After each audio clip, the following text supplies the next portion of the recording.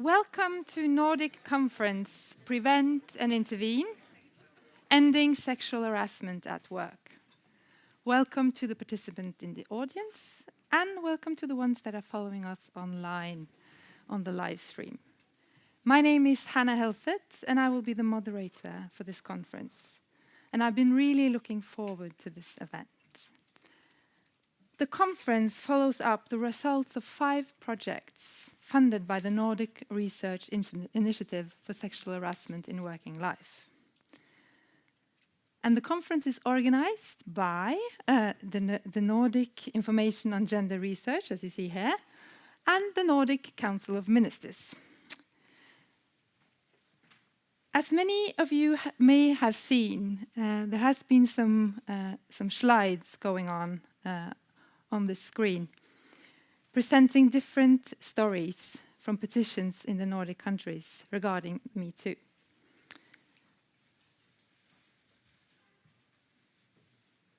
Those stories are often uncomfortable to read, they are uncomfortable to hear, and they're also uncomfortable to read out loud, as I'm going to do now. As one of the stories goes, it was at an after party, after a Christmas party at work. I passed the sofa where some colleagues were sitting.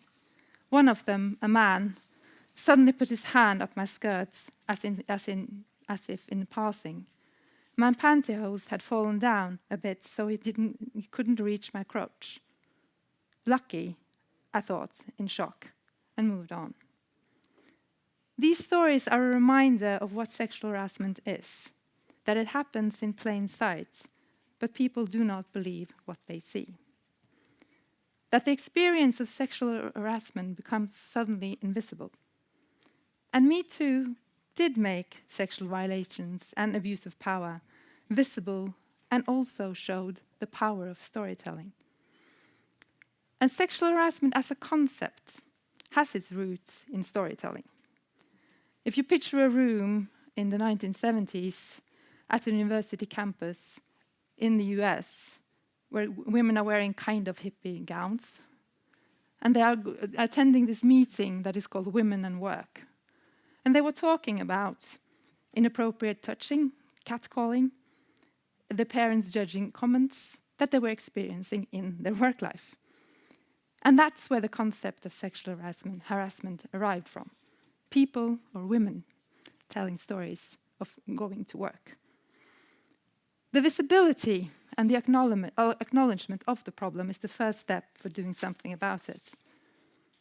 But like every topic that is uncomfortable and tainted with taboo, it has a tendency to become hypervisible. When a problem is hypervisible, it becomes so big, often caused by enormous media attention or just public attention, that it becomes unpredictable for the actors involved, both for the ones that are accused and the people who are accusing, but also the organization that should deal with it. And then the problem becomes unlabeled, very difficult, very, very difficult to deal with, and untouchable. So this kind of hypervisibility also creates this kind of invisibility in the people that should deal with the issue. And there are many reasons why we need research on sexual harassment. To make the problem visible is one of them, but also to strip it of its hypervisibility by replacing taboo with knowledge about the phenomenon, but also about how to deal with it. And today you will hear about that, of these 5 research projects, and listen to reflections from different actors representing different professional fields and from the working life area. And also, this conference is visited by, nonetheless, 3 ministers from the Nordic region, both Norway, Iceland, and the Faroe Islands, which also show the political interest for doing something about this problem and for ending sexual harassment at work. Before I introduce, I have to show you this. And the program before we have a coffee break is like this. We're going to, just in a minute, have an opening by Lubna Jaffery, And then we're going to go through the first section of research presentations. And then we're going to have a conversation or a panel session with actors from the field. And then we're going to go for a break. And I also have some small housekeeping issues. You find refreshment in the back. I hope you have already found some. The toilets are two floors down in the basement. And the emergency exits are you probably know, they are there. The doors are there and there, behind there. So without further ado, I'm really happy to welcome on stage Lubna Jaffery. So give her a warm welcome.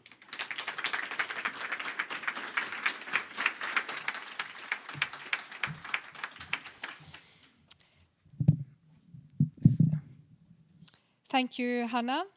Ladies and gentlemen, friends and good Nordic neighbors.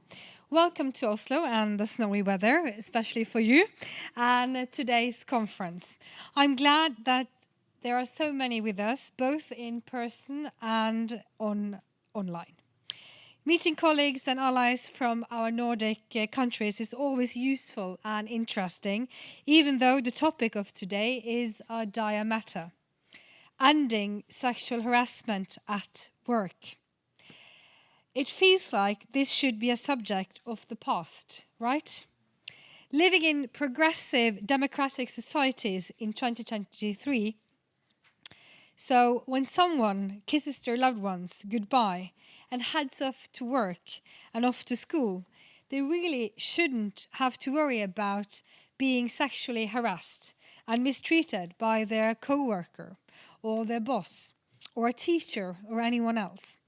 It feels like we should have come further by now. But we haven't. Far from it. The Me Too movement was a powerful reminder and for many an alarming wake-up call. Many, mostly girls and women, came forward and shared their stories. It made it all too clear that no matter how progressive our societies may be, sexual harassment still is an ongoing problem that new generations keep encountering. It won't just go away. We obviously can't just sit and wait for Jurassic attitudes and behavior to ebb out. It is a structural problem that keeps regenerating in all parts of society, in lots of industries and professions, in the world of academics, in the cultural sector, in bars and restaurants, in army, and also in politics. Here in Norway, young women have courageously shared their stories of sexual harassment about, for instance, in the fishing industry.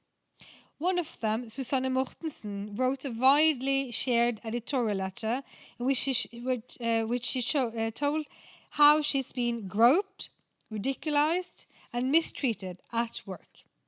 Fishing is great, but as an occupation, I wouldn't recommend it to other girls, she wrote. Come on, this is an industry that lacks women. The gender balance is miserable, and all the while more heads are needed on deck, quite literally. In the newspaper Morgenbladet, 661 women signed a paper and shared 20 stories about how seniors have harassed them in Norwegian academic life. It was a disheartening read. When you're a young student and the PhD leader grabs you by the waistband of your pants and tries to kiss you, you are in a very vulnerable position. Some are more exposed than others. Young people, and especially young women, are more at risk. Being part of one or more minority groups, for instance being a sexual minority, also makes you more vulnerable to being sexually harassed. Harassment can take many shapes and forms, but it is never acceptable and it can't be excused. Harassment is hurtful and harmful to individuals and to society, yes, to our very democratic peace.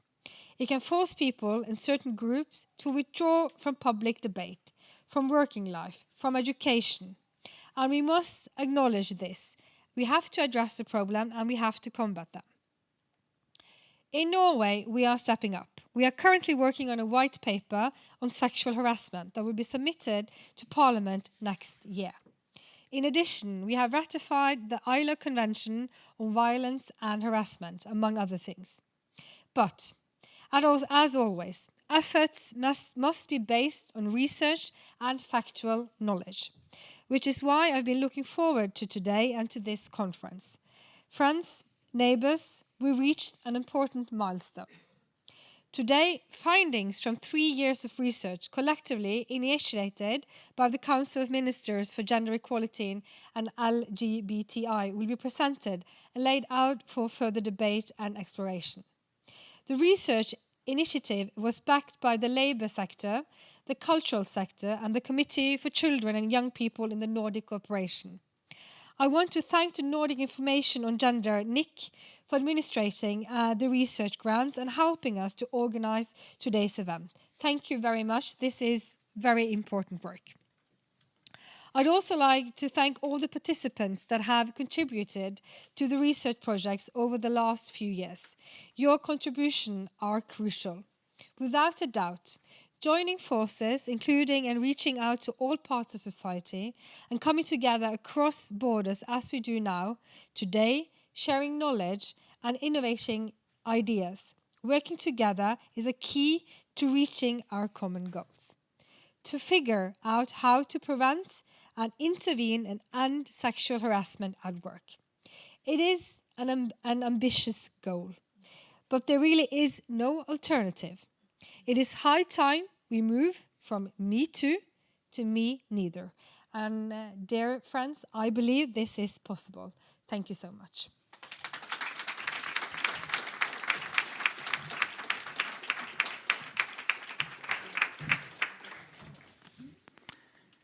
Thank you, Lubna, Jaffery, for framing the important work that we are doing together here today. And so we continue with 3 presentations from 3 research projects, all of them developed in collaboration with the industry in how to prevent and intervene, and new knowledge will be presented. First, we have Associate Professor at Roskilde University, Marta Padovan-Özdemir, will present the Power Play project. The project's ambition has been to map existing sexual harassment prevention tools and contribute to new interventionist tools for development of sexual harassment literacy in workplaces of care and health. Wait, and then we can take the next second. We have nonetheless 3 presenters of the next project, both Tara Duncan, Magni Fridir Birni Julisdottir. Tone Linge is presenting the next, that is about tourism and hospitality. And that project explores definitions of sexual harassment in the tourism and hospitality sector across different Nordic contexts, as well as how employee and manager organizations and other stakeholders work with prevention of sexual harassment in tourism and hospitality workplaces. And the aim of this project is to provide opportunities for future collaboration and exchange of best practice. And finally, in the last section, we also have 3 presenters. Britta Björklo at the Norwegian Police University College, Linda Lane at Göteborgs University, and Eva Gemsø Mikkelsen at the University of Southern Denmark. I'm sorry about that. That will present Speak Up. That is a practice-oriented research project to prevent sexual harassment. Shush, in the short, focuses on methods of preventing sexual harassment by targeting bystanders. And SISH includes a focus on gender assumptions and intersectionality, and also is a collaboration between Sweden, Denmark, and Norway. The others are also Nordic collaborations, I have to say. So then we go to the first speaker, and you have 15 minutes. So take it away.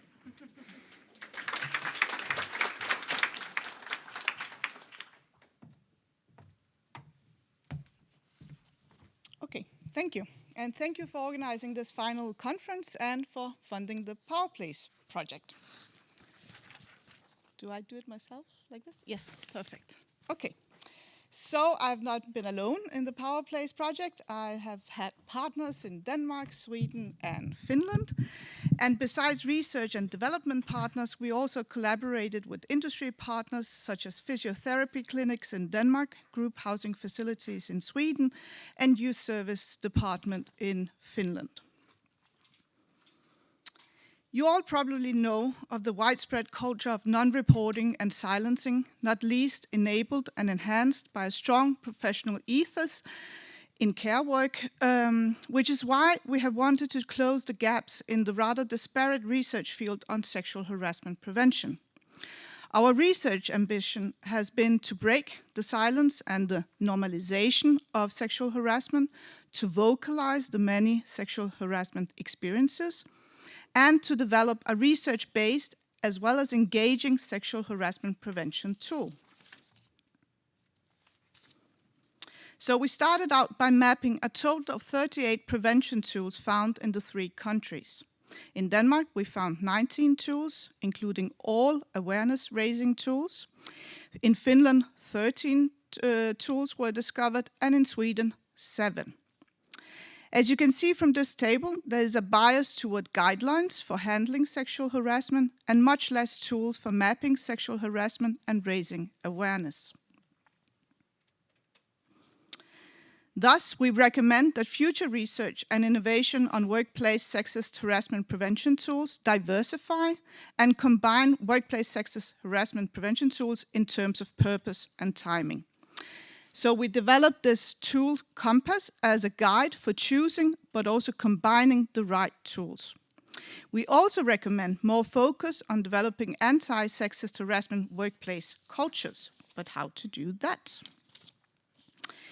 When sexist harassment occurs in workplaces, it is a sign that the workplace culture, hierarchies, organizational structures, and work relations holds an everyday sexist nature that enables sexual harassment. Sexual harassment has less or nothing to do with sex, but much more to do with power. In other words, sexist harassment works on a spectrum of harassments that is enabled by the norms, attitudes, and organizations of the workplace. To prevent sexual harassment or sexist harassment, workplaces must develop a shared knowledge and understanding of what sexist harassment is and which circumstances enable it in the workplace. Prevention is therefore more than just the minimizing of risk factors, such as chauvinist humor, tabuization of reporting, solo work, etc. Prevention work must include 3 core elements. First, empowerment of individuals and groups to call out sexist harassment. Salutogenesis is about creating meaningful coherence. In our case, that includes knowledge about sexist harassment. 2, the competences to manage first and second-hand experiences of sexist harassment. And 3, the involvement of the entire workplace organization in sexist harassment prevention. Harassment literacy entails the development of a lens and a vocabulary to identify and talk about sexist harassment. Based on these insights, we developed and tested 2 sexist harassment prevention tools and made them available online in 4 languages. Accessible here. Okay, the 2 main tools are the Power Place Memory Workshop and the Forum Power Place. As you can see from these excerpts, they are made readily applicable by detailed instructions. One key takeaway is that to reach maximum impact, the manuals and the instructions should be followed in detail. Another takeaway is that these interventions in the workplace should be followed up by actions to ensure sexist harassment prevention. Thus, such action deliberation are included in both manuals.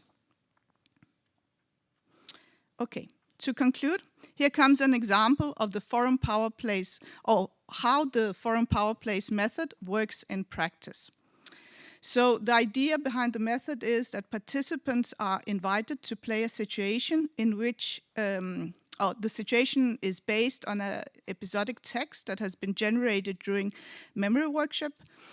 And And I will now give you an example of such a situation which happens in a physiotherapy clinic. And I'll read it out loud. Marie is the physiotherapist and Eric is the patient. Marie and Eric are alone in the workout room. After a while, Marie instructs Eric how to do an exercise for the pelvic by drawing large circles with her hips holding her hands on the hips. Instead of doing the exercise, Eric starts to laugh.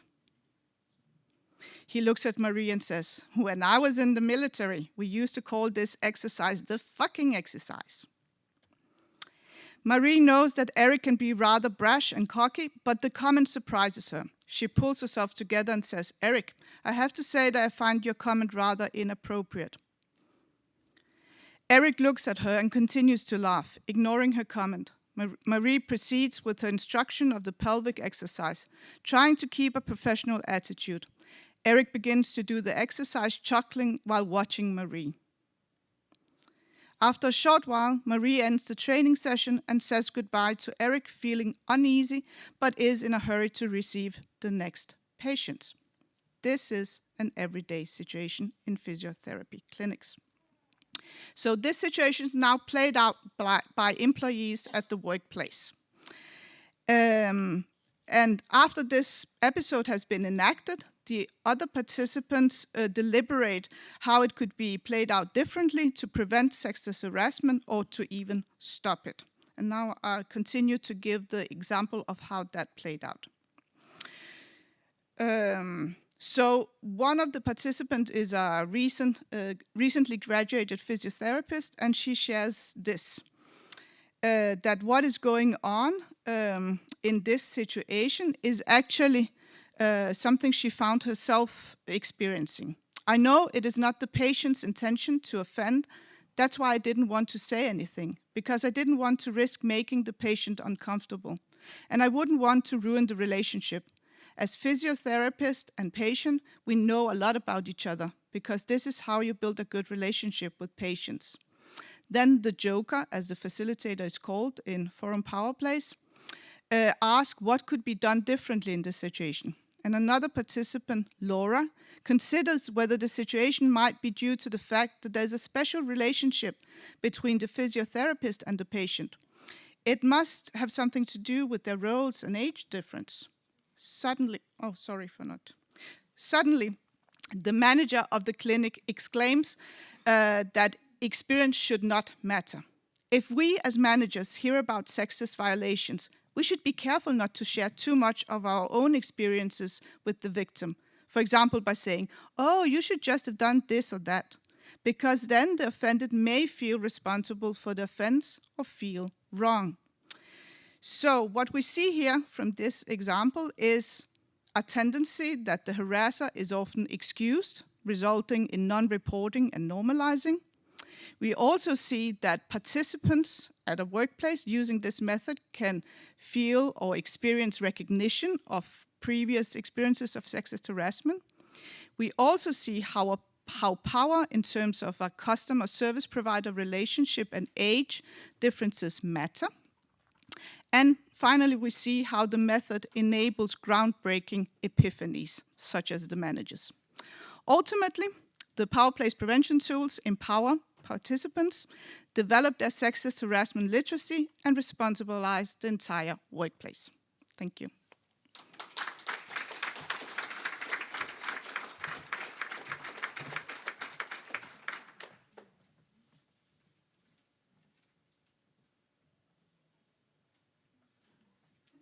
Next one.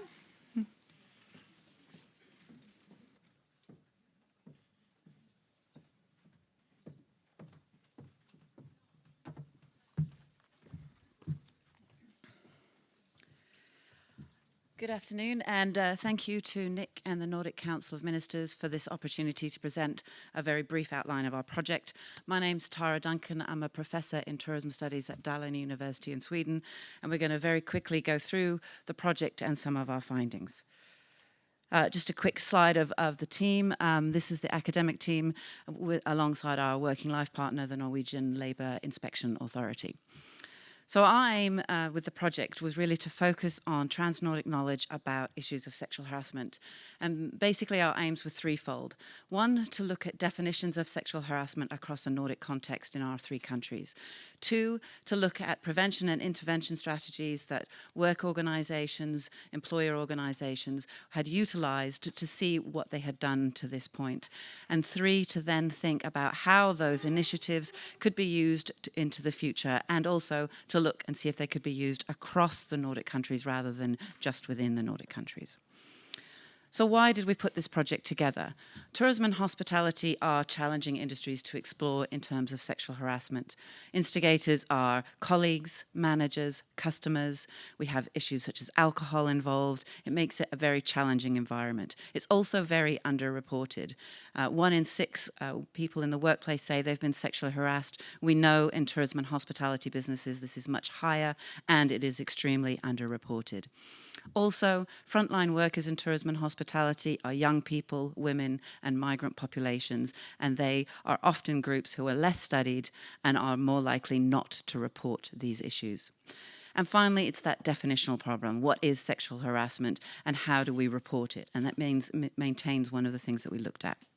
Throughout the project, we took an intersectional approach because whilst women are still the most harassed in the workplace, we recognise that factors such as ethnicity, gender and sexual identity, education, to name just a few factors, impact on how people are treated within the workplace. So what did we do?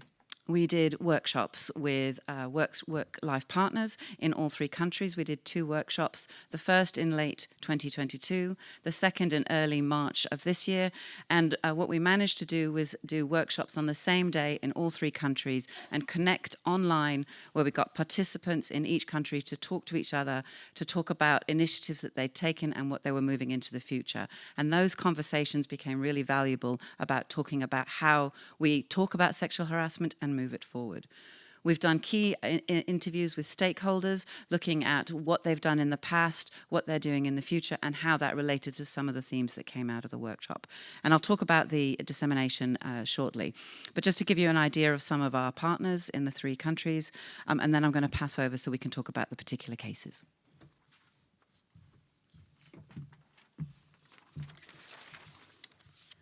So I'm going to say a little bit about the results that came out of the Norwegian cases, since we had workshops in 3 different countries in both in Norway, Sweden, and Iceland. So in the Norwegian case, this project initiated a very valuable cooperation between a wide range of different work-life actors in the industry. We especially cooperated with the tripartite industry program for nightlife sector, which consists of both the Norwegian the Labour Inspection Authority. It consists of employers' organizations, trade unions, health and safety representatives, and the Equality and Anti-Discrimination Ombud, and also regional and local authorities. So we found there was a very big engagement in this group to refocus on issues of sexual harassment post-pandemic, because there have been a lot of initiatives that have been done before COVID, which were kind of put aside. So this project was really, really timely in that expense. So we were, can especially mention one of these campaigns called Draw the Line, Sette strek, which is going to be relaunched in 2024. And getting the opportunity to discuss these issues in a trans-Nordic context was also very valuable.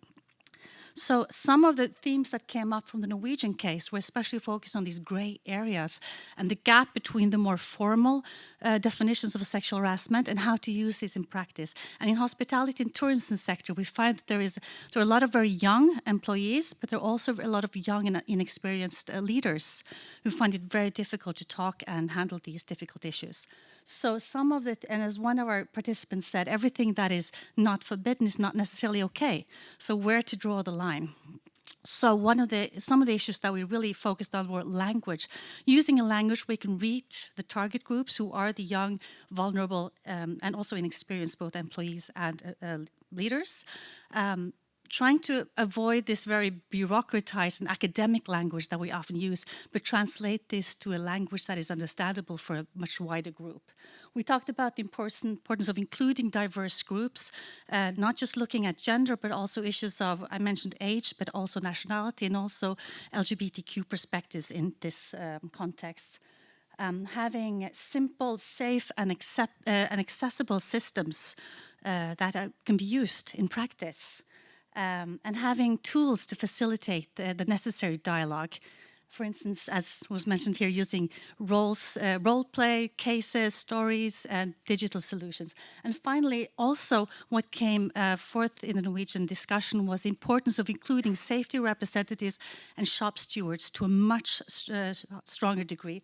It's not really done that much now, but giving them the same training as the leaders and using them as an important tool in working to prevent sexual harassment on workplaces. So I'll go to the Icelandic case.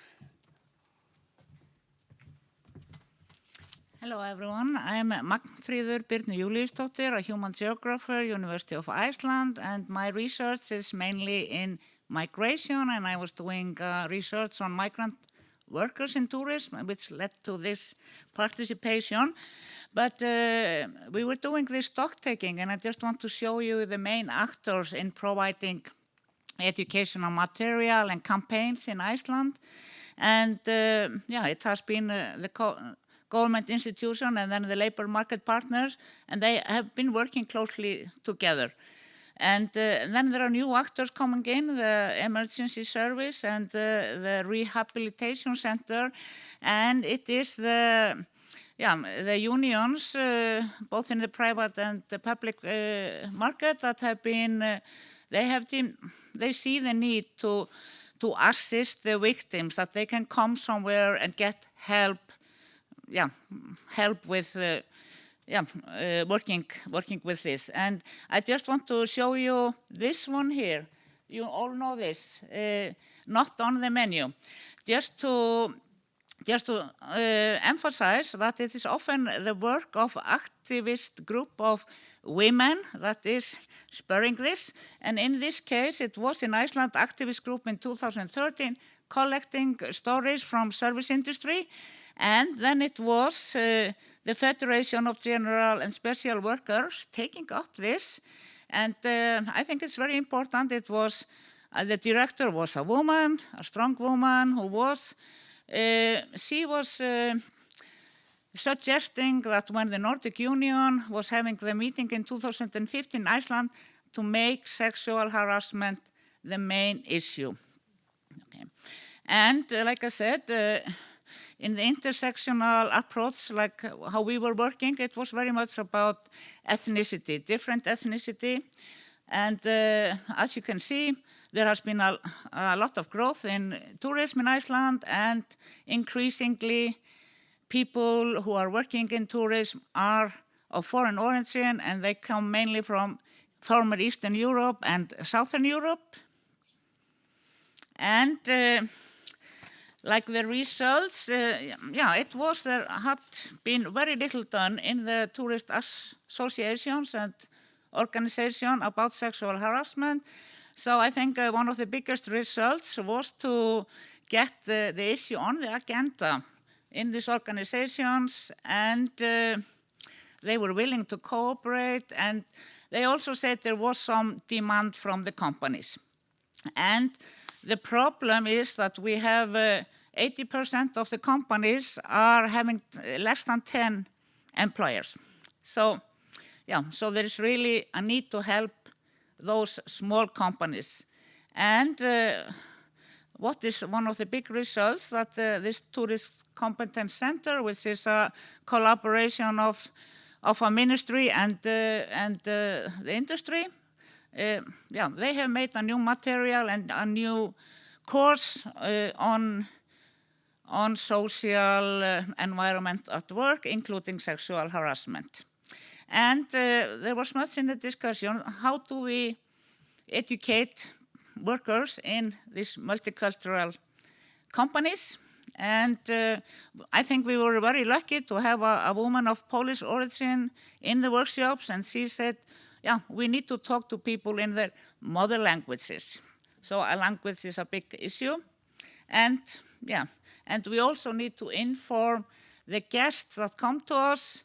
And can we do that when we are marketing Iceland? Can we say we don't want sexual harassment in this country? And can the companies also put this on in the policy and make it seen by everyone? Thank you.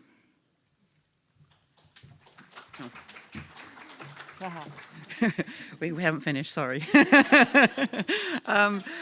Sweden, you're going to see some very similar results. The workshops, again, were an opportunity to bring different stakeholders together, and one of the things that came out was actually that the stakeholder groups had already been working together, which was fantastic to see. But perhaps focusing more on the themes. Communication was one of the big ones, making sure that the staff who needed the information were getting it. These campaigns were happening, but the information wasn't necessarily getting to the very people who needed the information. It was a huge recognition that sexual harassment is seen as just part of the job, and that was recognized as it shouldn't be the case, but it is. A certain level of sexual harassment is okay. Also that, especially in the small businesses, if there is a culture of harassment, then it doesn't matter whether it's sexual harassment, racial harassment will occur. Barriers to speaking up. This was about precarity of work. It was about the lack of knowledge. Often with young workers, it was the confidence to be able to speak up. And then very much this gap between legislation and what sexual harassment is perceived as on the ground. You know, when you're talking about it in the workplace, you're not talking about the discrimination laws, you're talking about how you're perceiving and feeling it. So there was an emphasis on this continuous and comprehensive prevention and intervention strategies. And as we were talking about this in late 2022, and as we heard from Norway and Iceland, it was sort of being picked up after COVID, and we were seeing a lot of movement. This is just some of the things that we've done. We've managed to talk quite a lot about this topic at various conferences and events. And one of the things that has really come across has been the interest from colleagues in different places around the world, wanting to know more about what we did and how we did it and what we're finding out. So the dissemination of this project isn't just within the Nordic countries, but is actually more international than that. So what were some of our conclusions? The similarities across the Nordic context in terms of the problematic nature of sexual harassment, especially around definitions, the difference, this gap between legislation and law and how it's perceived versus how it is seen on the ground, both by the victims, but also by the businesses who have to report it and have to look into it, especially with these small companies. Also, gender differences. We know that women are more sexually harassed, and so the impact on women is still much greater across the board than it is to others. And also what came across was this communication, not only in different languages, but that language and culture become barriers. And so how do we communicate in different ways and across different generations? Who is making these campaigns versus who needs them? So we need to involve younger managers and younger workforce in making the campaigns so that they are relevant to the very people who need them. And lastly, and as we heard again, there is renewed attention in this issue. It's never gone away, but one thing that COVID did was sort of slow it down a little bit, but now we're seeing a lot more renewed attention, and we're really hoping that our project has played a very small role in bringing this subject back into the fore in the tourism and hospitality sector. Thank you.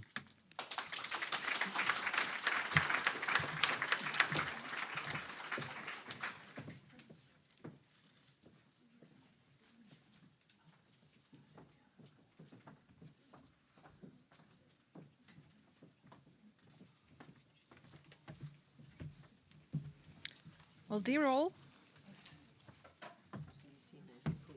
yep. My name is Brita Bjørklo. I'm a professor at the Norwegian Police University College, and I'm leading SUSH. So in SUSH, we, researchers and practitioners, of some of them are here today, from Norway, Sweden and Denmark, work together on preventing sexual harassment at work. And in this limited and very short presentation, myself and my esteemed colleagues from the University of Gothenburg, Senior Lecturer Linda Lane, and also from the University of Southern Denmark, Associate Professor Eva Gemse Mikkelsen, will take you on this quick tour into the SUSH project.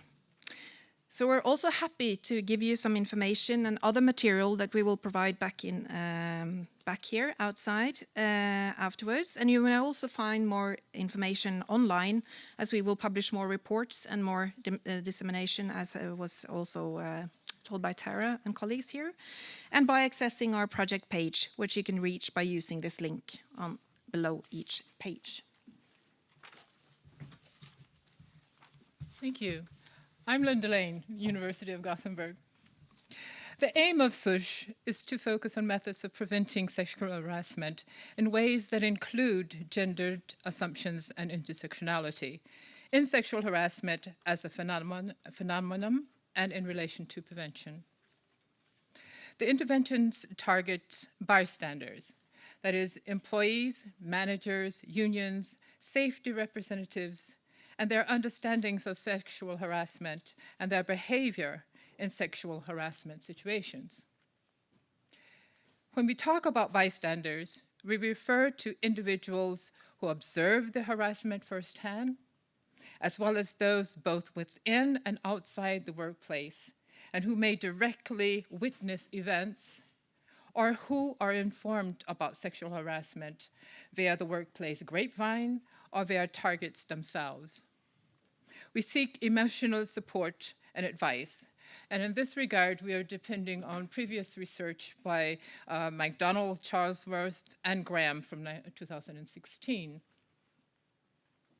In the Swedish part of SUSH, we have been inspired by bystander sexual harassment intervention work, by the empirically tested prevention program Green Dot that was originated by Edwards and which was designed primarily to reduce the risk of sexual harassment on American campuses.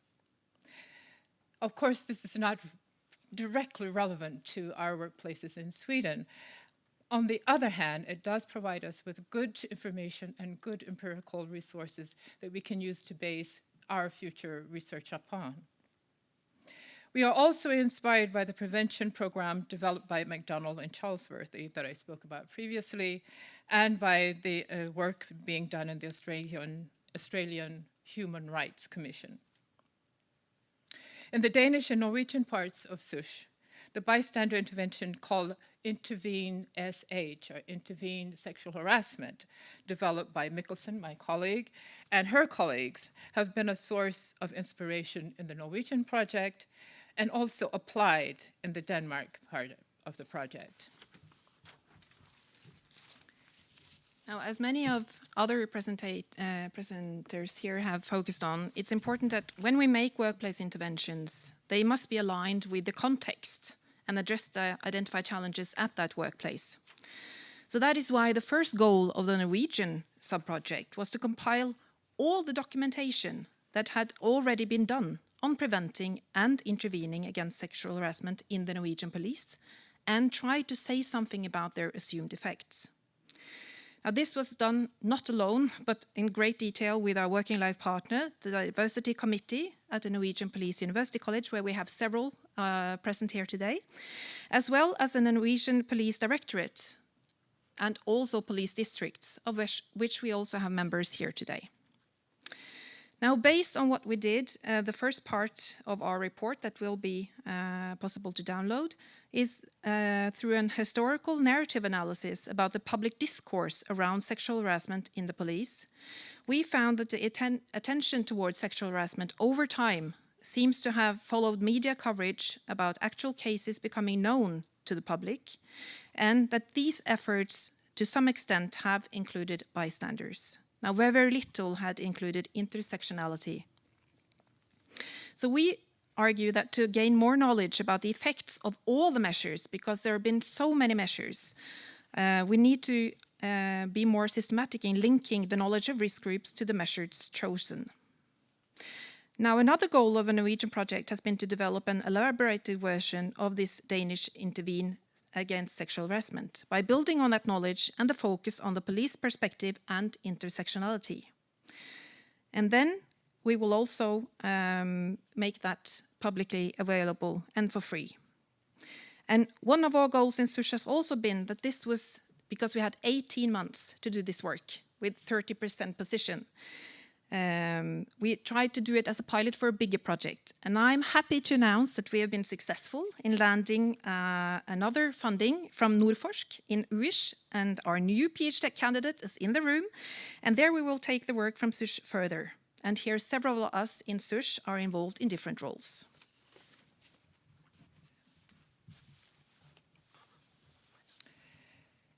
In Sweden, we also based our work on organizations that had been involved in doing this kind of work previously, and that had several or similar interests in mind that we had. Because unlike our colleagues in Norway and Denmark, the Swedish partners, myself and my colleague, we didn't have a project in Ghana that had already started.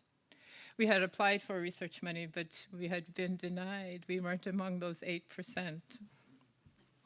Therefore, we worked with known partners, a trade union, a municipality, and together with 15 participants from 2 municipal units and the support of our trade union partners, we decided to begin our project by including more information, and we did this by starting a lecture series. 5 lectures to build new knowledge, for example, around the issue of organization culture and gender equality, gender-based violence, research on sexual harassment and sexual harassment prevention, labor law dilemmas with reports and investigations of sexual harassment, and prevention of sexual harassment. As we, both my colleague and myself, come from the Department of Social Work, we decided to apply a social work emancipatory theoretical perspective to our methodology. So we used a bottom-up design to engage our participants in works that would empower themselves to make changes around workplace problems and work environmental issues. 2 important results were generated by our participants. The first was the inclusion of training exercises in workplace meetings. The aim is to improve the workplace environment in general, making it easier to understand and act if sexual harassment occurs. The second recommendation that we'd like to mention is the creation of a QR code to disseminate information on municipal sexual harassment policy, rules, and procedures in a manner that is helpful but non-stigmatizing. Good afternoon. I'm Eva Gemse Mikkelsen from the University of Southern Denmark. In the Danish part of the project, we, PhD student Christian Stampe Nielsen and I, conducted a case study in one organization to test the effect of the bystander intervention, Intervene Sexual Harassment, an intervention that I have co-developed together with psychologists Tine Ravn Holmegård and Lise Keller. The intervention is a 1.5 hours dialogue meeting. Well, that's most part of the intervention, where participants learn about bystander behavior and discuss different ways of intervening.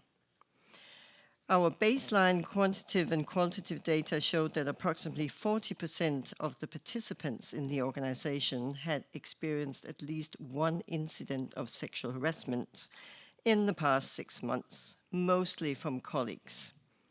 Gender harassment was the most common form of harassment. Baseline interviews revealed that neither employees nor union representatives or work environment representatives thought that sexual harassment was an issue at their workplace. So it's quite typical. You've got managers who think this is a great idea, and then you've got employees saying, what? Sexual harassment? Not at our workplace. We nevertheless implemented as Intervene Sexual Harassment in 7 departments in that organization.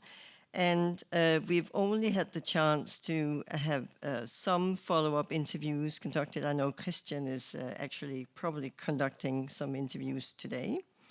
But our preliminary interviews from the follow-up study highlight several issues. So first, a problem with fidelity. In one department, Intervene Sexual Harassment was not delivered according to the material. Instead, it was adapted to focus on workplace bullying, which was perceived as a more pressing issue. Yes. So employees generally thought that sexual harassment was not an issue at the workplace, probably the background for changing the focus. So consequently, they hadn't invested much time or energy in the intervention. Also, they reported that at their workplace, several ongoing work environment projects had been going on at the same time.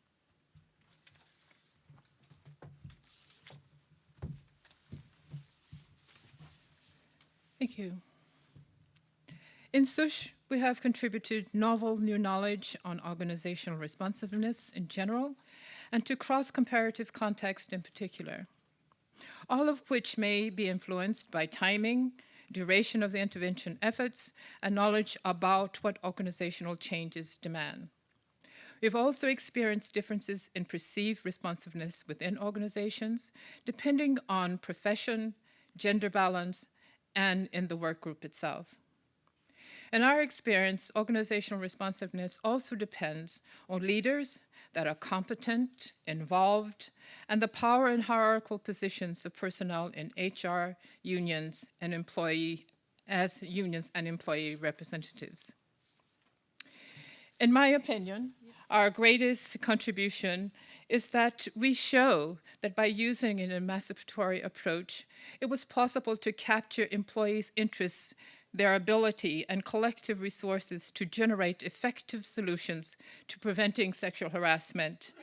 However, hierarchical organizational structures made it less possible for bottom-up interventions, such as these, to reach the ears of those empowered to make decisions at the highest organizational level.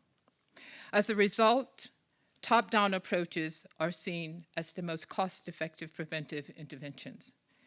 There are a lot of questions that can and should be asked about why this is the case. So, not all bad in the Danish project. Actually, the follow-up interviews also showed that although some employees questioned the relevance of our bystander intervention, follow-up data also suggests that they generally found its dialogue-based form was relevant and useful. Interviewees reported that the intervention actually enabled constructive dialogues about boundaries, appropriateness of humor, and had also increased awareness of a shared responsibility for preventing workplace sexual harassment. With respect to our bystander intervention, which was developed quite recently, we became aware of one limitation. There was mostly gender harassment at this workplace, but we only had few cases, or the cases in this intervention mostly focus on unwanted sexual harassment, not gender harassment. Our Norwegian colleagues will address this issue in their ongoing work on finalizing the Norwegian version of the intervention in the WISH research project. So as you understand, it's not only us three standing up here having done this job. We have a lot of work and life partners across all the 3 countries that have made this possible. And also due to the financing from the Nordic Council of Ministers, we've been able to then apply for additional funding, and this work will go on. So this concludes this quick tour, and please, a lot of us are present here today, so come up and talk to us. Thank you very much.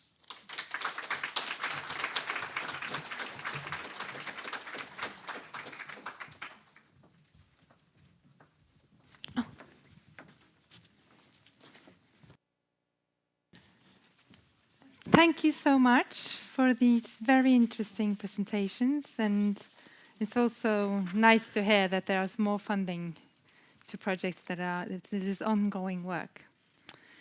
The next on the program is that we're going to have a panel. So while I kind of present you, I hope you can take your place. That we're going to discuss with working life actors, working with these issues of prevention and intervention. And to discuss maybe some of these findings, but also discuss barriers and opportunities to how to end sexual harassment.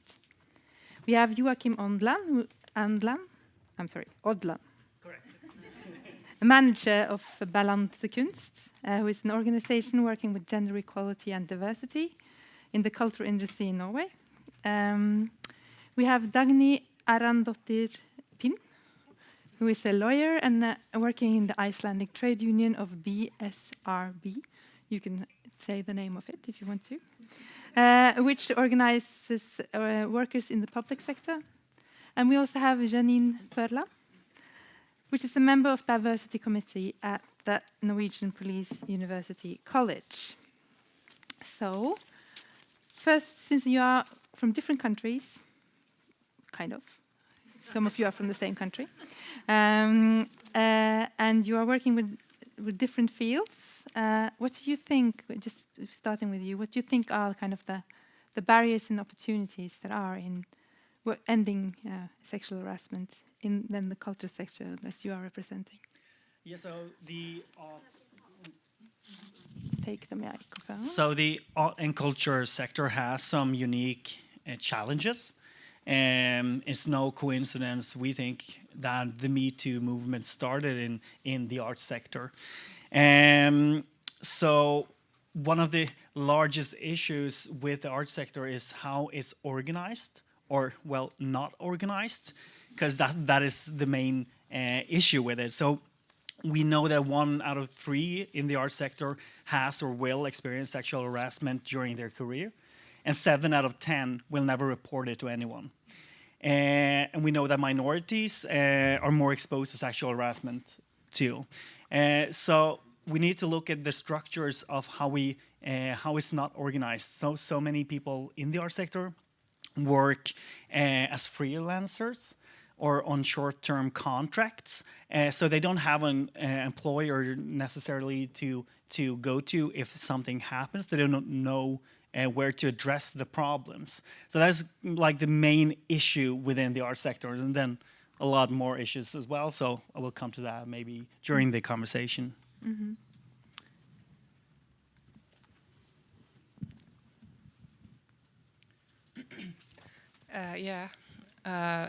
I work for this trade union confederation in Iceland, where in the public sector, and about 70% of our members are women. So we have been really focused on this issue, and maybe especially after the Me Too movement, of course, as I'm sure most of you here have also been doing. When it comes to the barriers, I would say it's kind of a hidden problem. Underreporting was mentioned here earlier, but I also think we maybe need to sort of reframe it a bit. We have, of course, physical harassment, which is serious and a problem, but I think the workplace culture is a big issue, which sort of makes it more likely that people, or women mainly, are getting harassed. So we have to sort of step away from looking at harassment as this sort of relationship between the perpetrator and the victim, to whereas it is sort of an organizational problem that everybody has a role in sort of eradicating. Opportunities, I would say there is a lot of work being done. Back home, we have been sort of keeping that discussion alive, and just last month we had a huge training session for all people who work at trade unions, and the rehabilitation center that was mentioned earlier by Magnfríður. So we are sort of joining forces, making sure that victims are welcome to us. So also just activism. I mean, last week we had this huge women's strike in Iceland, and one of the focus there was sexual and gender-based violence. Of course, not just within the workplace, but still. Yeah, so these are like top of mind, and maybe we'll go deeper into some of them later. All right, it's nice to hear the different diversity from the three of us as well. So obviously more from a police perspective, coming from the Norwegian Police University College. I think a lot of what's been mentioned by the three presenters, or the three groups that we've had presenting as well, a lot of it has to do with us being such a hierarchical structure. A lot of it comes back to power imbalances. I think one of the interesting aspects, from my perspective, I'm a part of the diversity committee that you mentioned, but I'm also an HR partner. So from an HR perspective as well, our work is twofold, because we are a university college. We have students who we care about, and obviously we survey them for the type of sexual harassment they might incur. But we also have employees that we have to take care of as well. So it's very twofold. And a lot of the research and a lot of the findings that we have from our employee surveys that we send out and get responses from, a lot of the responses we get are, I didn't report because it wasn't serious enough, which I think speaks volumes to the climate that we're in. So helping our organizations, both for students but also employees, understand what is sexual harassment and what is serious enough, where that kind of line should be drawn. Yeah. Thank you so much. There was one kind of that some of the presenters were talking about. They're talking about intersectionality. I know you're all nodding. Yeah, good. So I think what could be done with working with intersectionality. That is how various different of marginalizations in society work together or are combined together, both age and ethnicity and gender, or a lot of different categories, and how they work together, or kind of intertwined together. In individuals that are experiences harassment, how do you think intersectionality could apply to how you work with sexual harassment as an issue? Yeah. So that's one of the main things that we in Balanseges work with. We try to create awareness on how diversity, a diverse workplace can improve the situation for everyone. We know that minorities are more exposed to sexual harassment and other types of harassment. But one of the issues is as well as when you try to report it, if you're the only minority, it's very hard for the majority to understand what you're going through.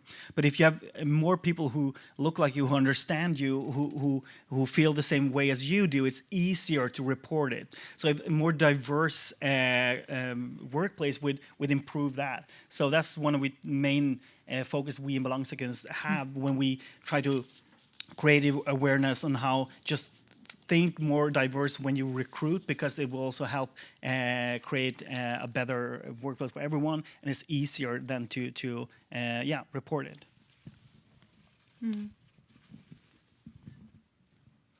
Yeah, I think this really comes down to just like the power structures, because there's a power imbalance between a manager and an employee. There's a power imbalance between people of different ages, men and women. And if you have tick in more of these sort of marginalized boxes, if you have a disability or a different ethnicity or something else, it increases. And of course, we have in legislation all sort of responsibilities or duties that employers have to fulfill, and one of them is a risk assessment. And if you, a lot of things can sort of come into that, like he was talking about the art sector, where people are working solo, or even in in-home care, there's no one around you except the client or the patient. So where you have this, you should really take this into account. But also, of course, maybe make the rest of the workforce or the rest of the employees sort of take common responsibility for their minority colleagues. Yeah. I think if I were to add to that, and there's not that much I feel like I can add, but definitely trying to build on a sense of understanding and understanding different perspectives. You mentioned recruiting. It's something we see as well.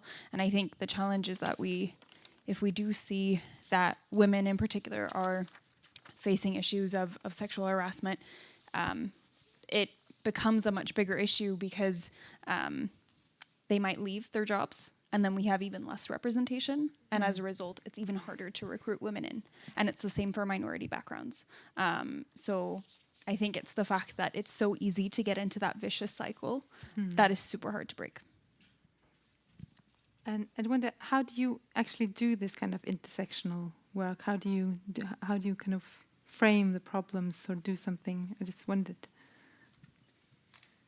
I think what's been super inspiring, coming from more of the employer perspective today as an HR partner and as a part of the diversity committee, a lot of the work we do is trying to serve our employees from an employer's perspective.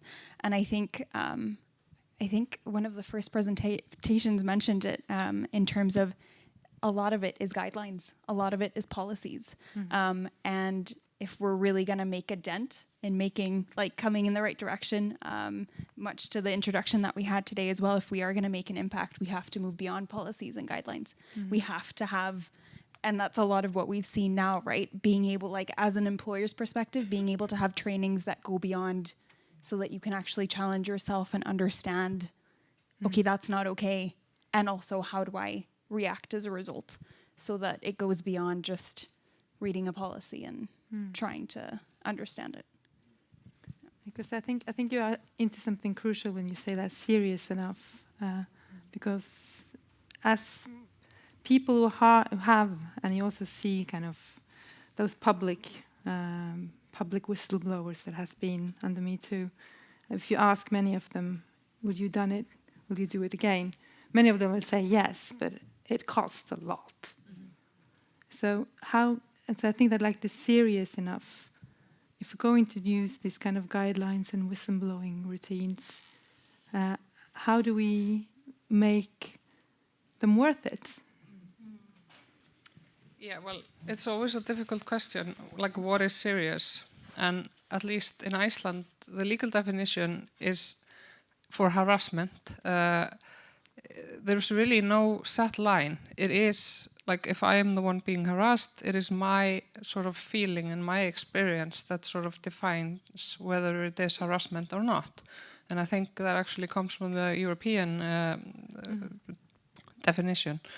And like I was talking about earlier, we have the physical violence, where it's maybe much easier to draw the line. But I've also heard from researchers back in Iceland that maybe after the Me Too movement, there's sort of the ways that harassment, I don't know if I can say manifests itself, might be at least changing, that it's moving more towards this degrading comments, jokes, and sort of seeping into the workplace culture. But I think the main thing is it's up to each person to sort of decide, is this serious? And also, I mean, when it comes to reporting, it doesn't really matter, because even if an incident is deemed to be not sexual harassment, there might be something that needs to be done within the workplace to sort of prevent this unhealthy behavior that can maybe lead to sexual harassment. There is a problem that the definition of sexual harassment is not uniform. One of the studies from the arts sector, we saw that when asked in the study the question, have you ever been exposed to sexual harassment? We saw a lot of, very few people said yes. When asked more specific questions that many of us will consider being sexual harassment, the numbers improved, it went up, because then you actually have the question, have you ever experienced this or that? And then people will oh yeah, I have experienced this, and that's okay, that is sexual harassment. So that makes it even harder to work on this topic. And you said something about how to report it or something. So that is the main issue in the art sector. Maybe if you are an artist or freelancer, you probably gone to a new job. Who do you report it to? Who can you talk to about this? Should you go back to the other employer or the next one? So that's a large issue in my sector. If I can just add to that, we actually see the same results with us. So when we explicitly ask, have you experienced sexual harassment?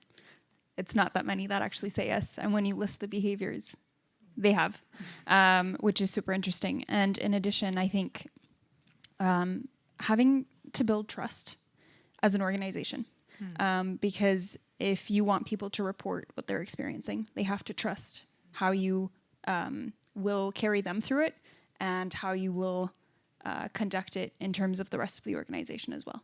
And I think having that trust, and we see that a lot of the qualitative like open answer questions that we get in our employee surveys is, I reported and maybe nothing happened, right? I didn't hear anything, nothing.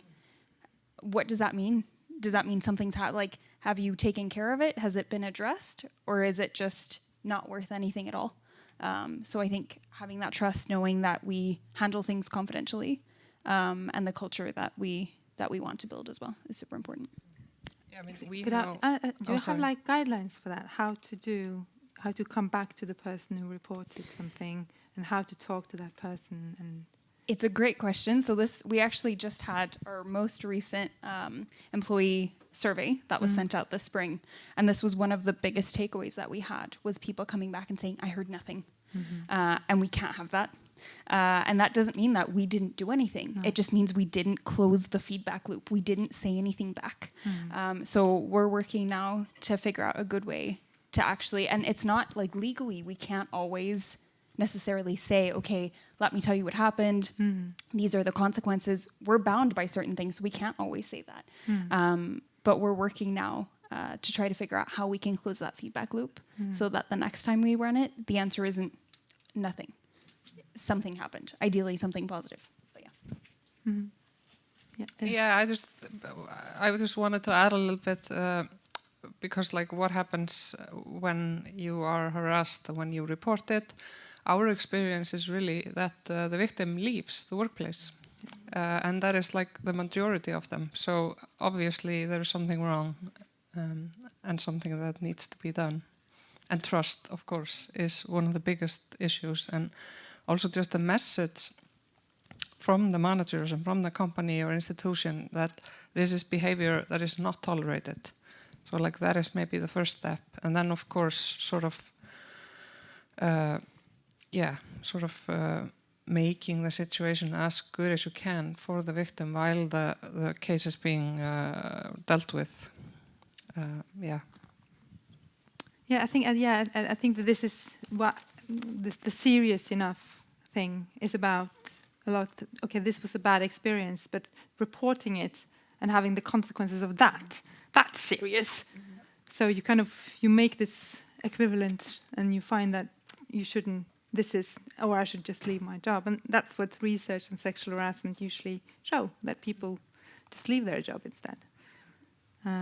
So I think it's very good that you're addressing that issue. And you wanted to say something also? Yeah, I just want to say that something about that, because what we see as well is that a lot of employers don't know how to handle it. They don't know how to work when someone reports sexual harassment. That's a big issue in the art sector, because we have a lot of small organizations, maybe just 2 or 3 who works at that workplace. So we in Balansegus, we have like a free legal hotline that people can call in and ask for free legal advice regarding harassment and discrimination in the art sector. And many of those who actually use the phone are employers who are standing in a situation they don't know how to handle it, and they need the legal advice on how to handle it. So that's maybe some of the reason why a lot of people actually leave the workplace, is because it hasn't been handled good enough when you report it, because the employers don't know what to do as well. So we need to educate everyone from employees and to employers. Mm-hmm. Yeah. So that's reporting, and I think that some of the other barriers that you have mentioned is that we don't have any clear definition. Even if there is a legal definition, I think this is maybe, and that's the question: should every case become legal or not? And how do we? That this is also about subjective experiences, but I think that sexual harassment is objectively very wrong and hurtful. That's what makes it harassment. So it's not only just the personal experience, but how can you work with? Should everybody know the definition? Should we have like this cards that you hand out to everybody so everybody can repeat the definition of sexual harassment is, will that solve anything? Or why? Or is this kind of open-ended definition? What do you think about that? How could we? Is it a problem, or how could we deal with the problem? Or it's maybe a better question. It's a big question. I think some of the challenges are that, yes, I would love for everyone to know the definition, but beyond that, I would like everyone to understand what is sexual harassment and what is not. It doesn't have to be a definition necessarily, but understanding what is right and what is wrong would certainly be a step in the right direction. And it's difficult. It's hard, like you mentioned as well. It's hard for us to train our managers, and it's such a complex issue because typically HR get involved, managers have to manage it, so it's being able to address it in the right levels of the organization. And beyond that, it's also being able to respect the individuals. So we can have individuals who come to us and say, I've experienced sexual harassment, but this is how I would like it to be handled, or I don't want to make a big deal out of it, right? And then we come back to this idea of fear of retaliation or consequences for my job or my rank. How do you kind of speak up about something, but protect yourself enough to not have to necessarily leave, right? So, yeah. About the definitions, of course, I am a lawyer, so I mean, of course, it's not fair to put the demand on just everybody, the public, that they know some kind of legal definitions. But I think it's really important that people know, like, what type of behavior are we talking about? And I mentioned physical harassment earlier. I mean, I think that's pretty clear cut. Like, you don't enter someone's personal space. Also, I think just sort of opening the discussion, keeping the discussion alive.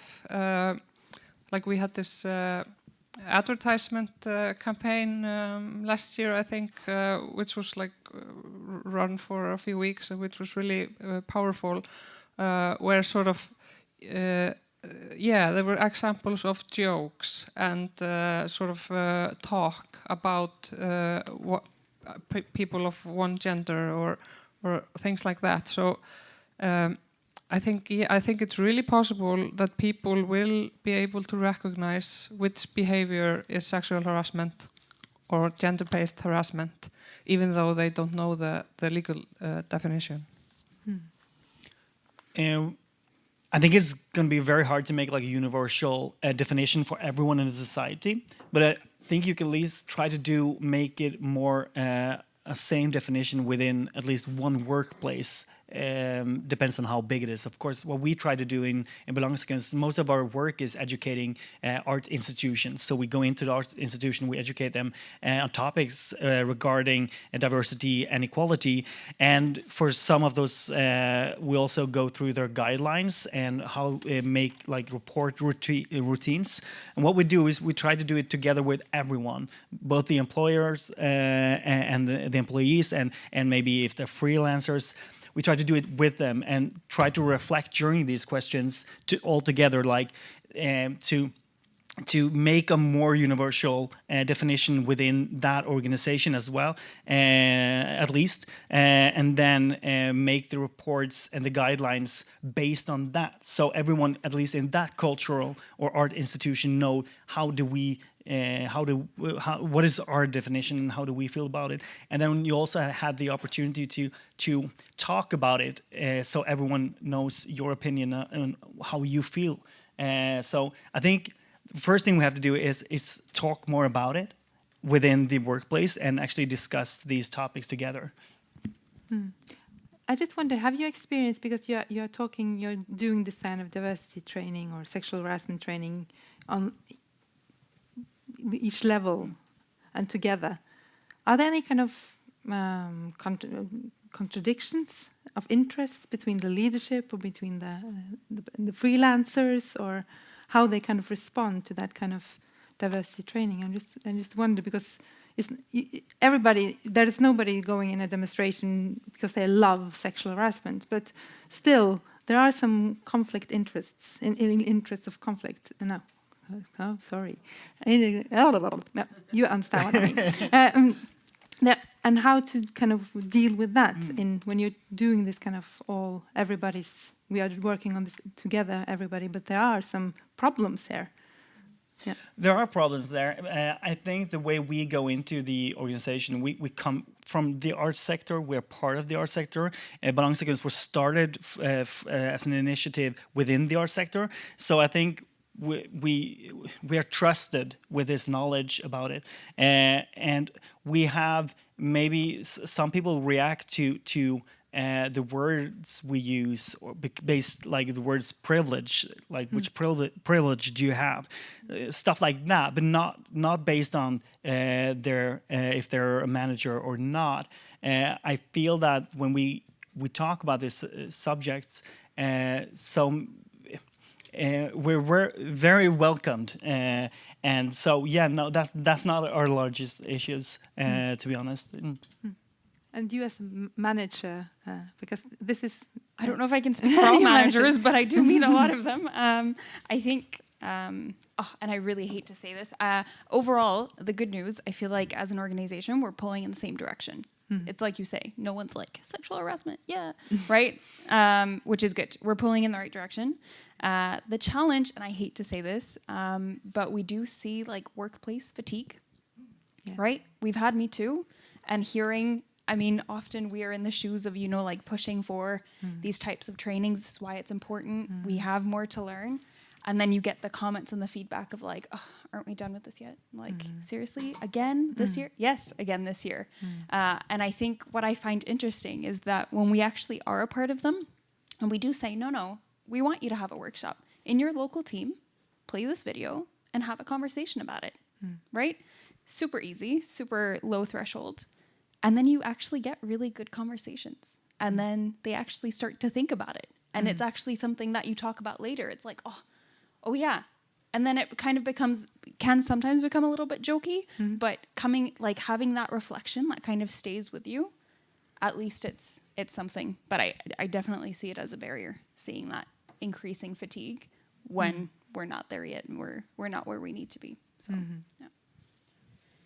And who's have the fatigue? I think the organization, the employees. Yeah, sometimes. And the students, or... Yeah. Yeah.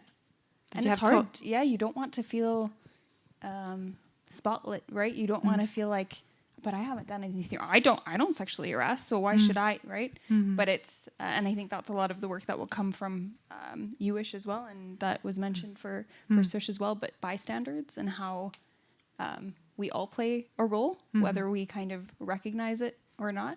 And trying to help people understand that as well. If you see it, you are also a part of it, right? Yeah, I don't think I have that much to add to that. Of course, coming from the trade union side, we're maybe not as involved in the day-to-day workings of institutions or companies. We're more like, of course, trying to educate our people and sort of push both the government and also the employers to act on this. And also just in general, like putting information out there and things like that. We have been talking about like dealing with cases and reporting, but what kind of prevention efforts? As we saw there's a lot going on guidelines, and probably also dealing with cases, like case managing, like your hotline and things like that. But what can we do about prevention of the preventing of sexual harassment, do you think? Yeah, I think we've heard some good examples, and I had beforehand looked through some of the materials, and I think they're really interesting and could probably be useful to a lot of institutions. We always advocate for training, and open conversations, like you were saying. Like, do this every year. Do this in smaller groups. Do this like on a company scale. And we have companies in Iceland and institutions who have had results. Maybe, like one example, they had like a really bad case, a Me Too case a few years back, so they sort of had to learn on their feet. But they have been working a lot, and now they have all these sort of, like they have all the, what's it called, like, yeah, the reporting mechanisms, and also just they've sort of come to an agreement, like you were talking about, like what is allowed in this workplace, and how do we talk to each other, and how do we behave. So that also creates a lot of trust, and so it's like a less of a barrier to go to your next manager, maybe just to have a conversation, even if it's not like a serious incident. Yeah, so I would say training and awareness raising are the most important. Yeah. Yeah, the same for us. Well, the art sector needs more a different type of organization structure, we think, to make it safer for everyone. But training and educating the institutions and making them understand how harassment can happen and how suddenly it can happen. I think that's the most important thing to do, and educating everyone, not just like the managers or the employees, but everyone, and do it together. I think that's the most important thing to prevent it. Yeah. I agree. I think this might be an occupational hazard of working in the higher education sector, but I will say that based on all of the interventions and the projects that we heard today, what I kind of took away from that is creating a learning environment. So helping kind of employees facilitate. It's not just like a top-down, here's the guideline, you know where to find it on our webpage or our intranet, but actually being able to facilitate those conversations and those discussions before it happens, and being able to ask those questions of, is this right? Is it wrong? That's a lot of the work that we've done. Like I mentioned, video and then having a dialogue. And I think the value of that is, I mean, teams change, right? If you do it as a team format, people leave, new people join. Using that as an opportunity to get to know your team, like rather than from a manager's perspective, rather than separating it out and saying, okay, now we're going to focus on sexual harassment training, but having it be a part of like, we're going to work together as a team now. And then I learn more about you and you learn more about me and what I think is okay and what's not. I mean, it's in the fusion, I think, rather than just in the distinct, like. Could you tell, you are talking about a video, can you just briefly tell what that video is about? Because some of you probably know, but I don't know. No, I don't think it.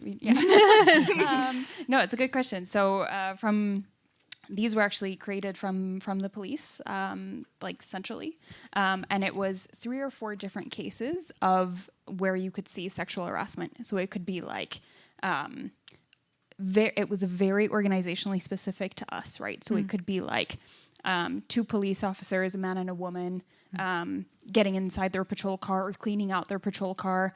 Man like leans over and does an appropriate gesture behind female officer.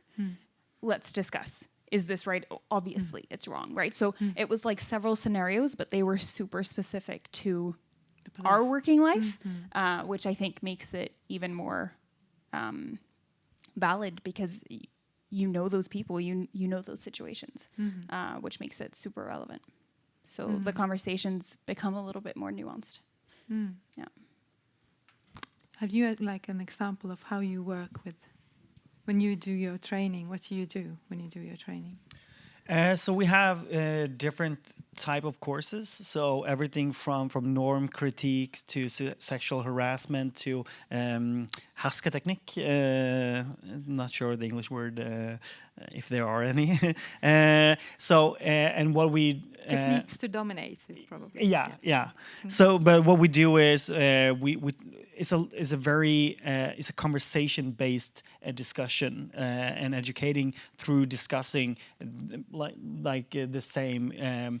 We read things that can happen and we discuss it to make an understanding. So you do cases. We do a lot of cases, yes. So I feel that is what goes. It's easier to reflect on it. I think it's easier for people to understand, oh, this is what it is. And especially when the definition, as we talked about, is not universal, it's not uniform, then you need to discuss the aspects of it. And also, I think that one thing that was mentioned here is how this kind of workplace fatigue of the issue, and I think that that's really relevant. When I was saying that I was going to be a moderator of a conference, they were like, "Oh, me too."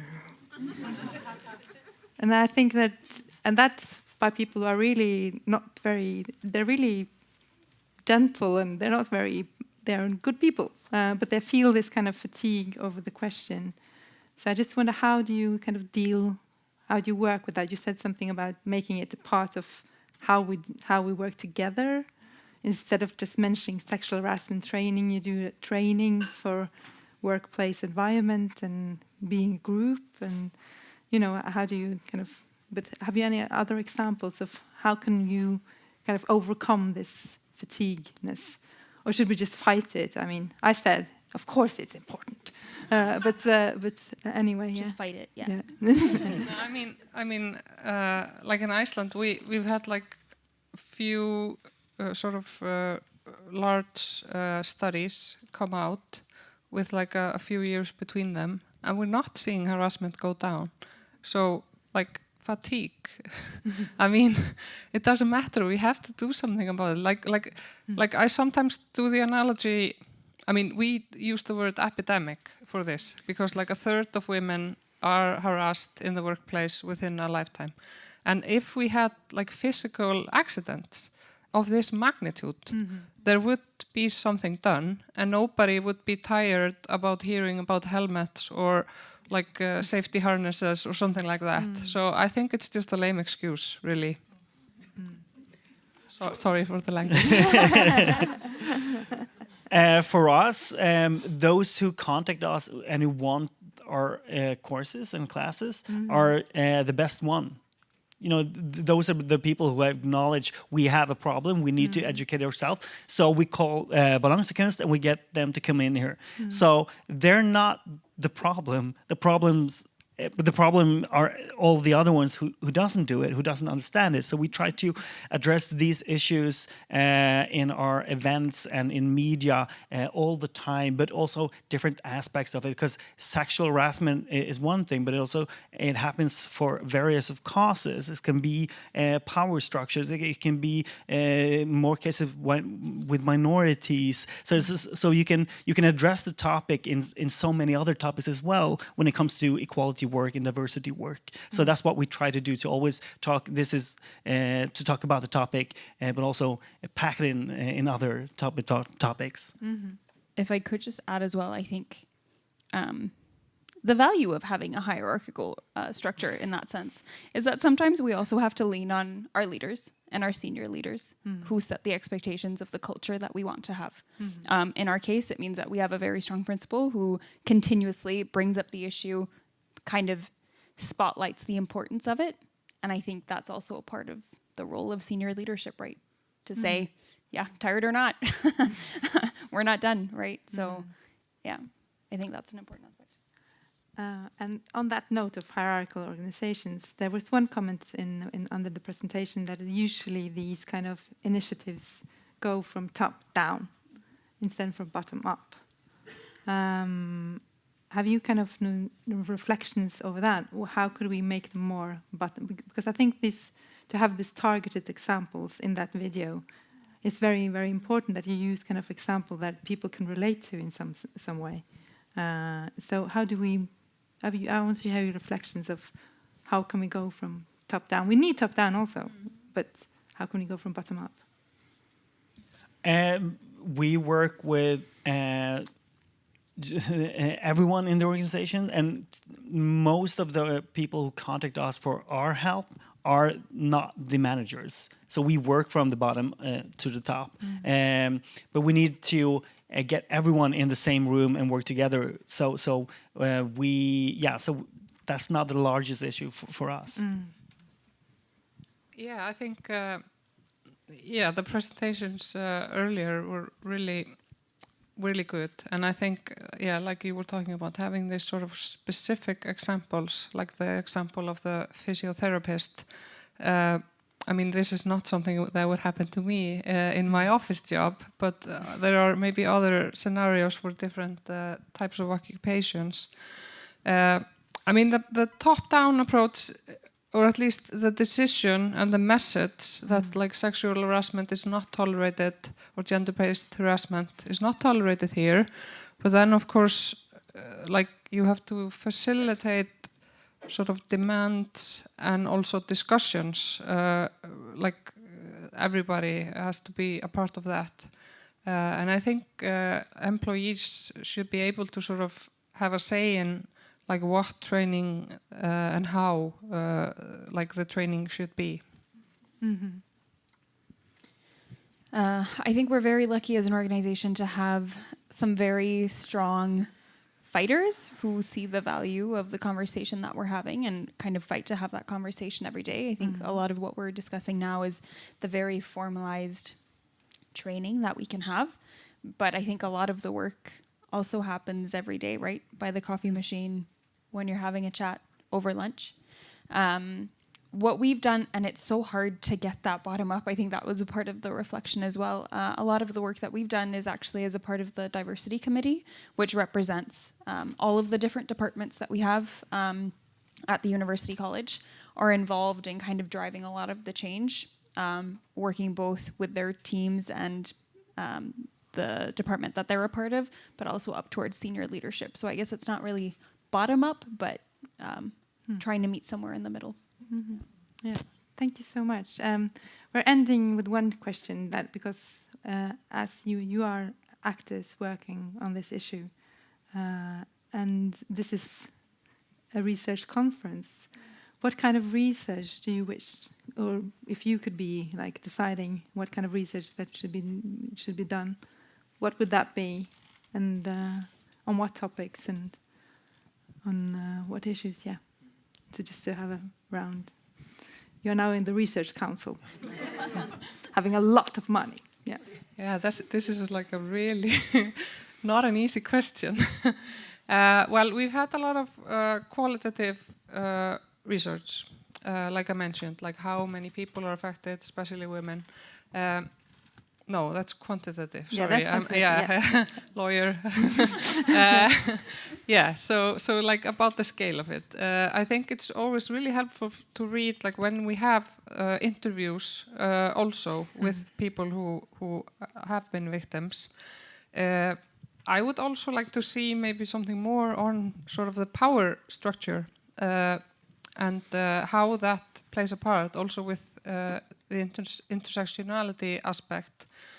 And also maybe, like, I wish I had like pockets full of cash to sort of, yeah. Also maybe because I mentioned this, indications that the harassment was maybe shifting a bit, like towards verbal workplace culture, etc. So I think it could be also interesting to sort of look into that.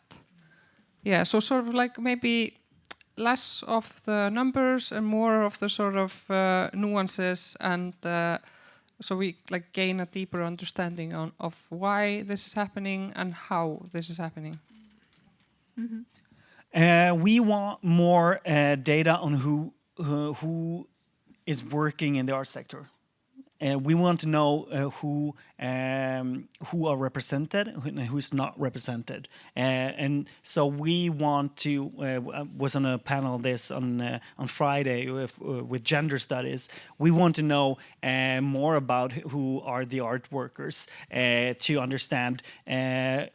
The aspect of who's not there, who is represented, who's not represented, and we also want to know more about how the organization of, or how the cultural and arts sector is organized or not organized affects the people working in the arts sector when it comes to questions like harassment and sexual harassment. Okay. Not to mention anything that's already been mentioned. I've assumed that money is already given out. Yeah. I have to admit that I really do look forward to some more research on bystanders, like I mentioned earlier. When we look at how culture can change, it has to do with our part in standing side by side and being a part of it. So look forward to that. I missed out on maybe the most important thing that is overlooked in, I think, all, or not all, but a lot of like sexual violence research, and that is perpetrators. Yeah, I mean, yeah, we always talk about like victims, but we really need to know more about the perpetrators as well. So some money towards that. Okay, and by that, concluding, we are going for a break for 20 minutes. No, we are meeting 2:10 here. And I think everybody needs some air. That would be nice. I think we're going to open some windows if we can. And there are some refreshments in the back. So, yeah, thank you for now. See you.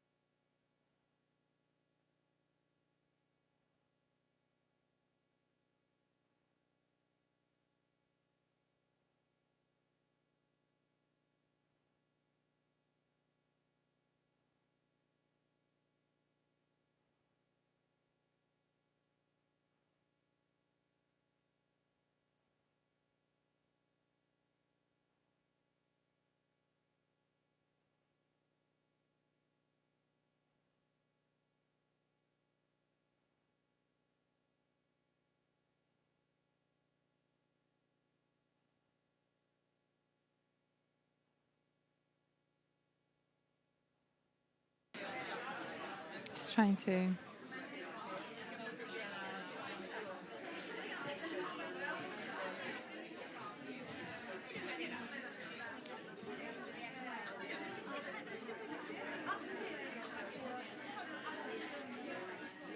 And it's in particular about case managing.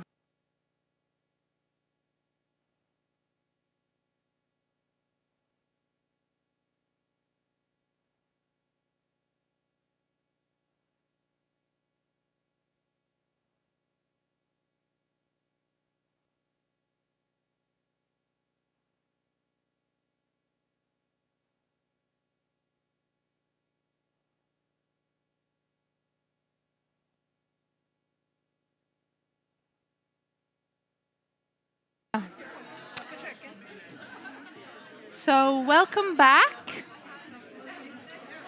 You could find your seats.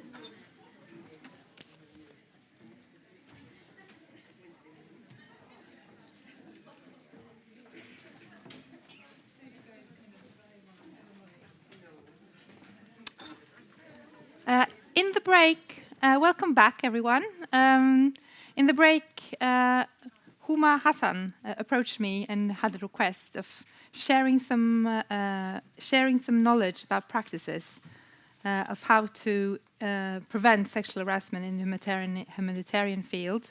And she's a former from UN Migration and Agency. So, 2 minutes with reflections.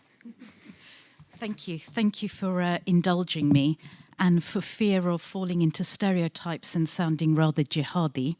I just wanted to share practices because unfortunately in the humanitarian sector, we've been doing this a while. And it actually started from, in my former agency, the UN Migration Agency, our Director General was the top buy-in. And in 2011, he implemented mandatory staff training. So when it comes to training, and more training, we've been doing that. And we've been doing that since 2011, and with annual refresher courses. And we also are very privileged to have in the room a colleague, Hannah Clare, who is an investigator. So when it comes to challenges, yes, we all face the same ones, and that is of underreporting and also of perpetrators.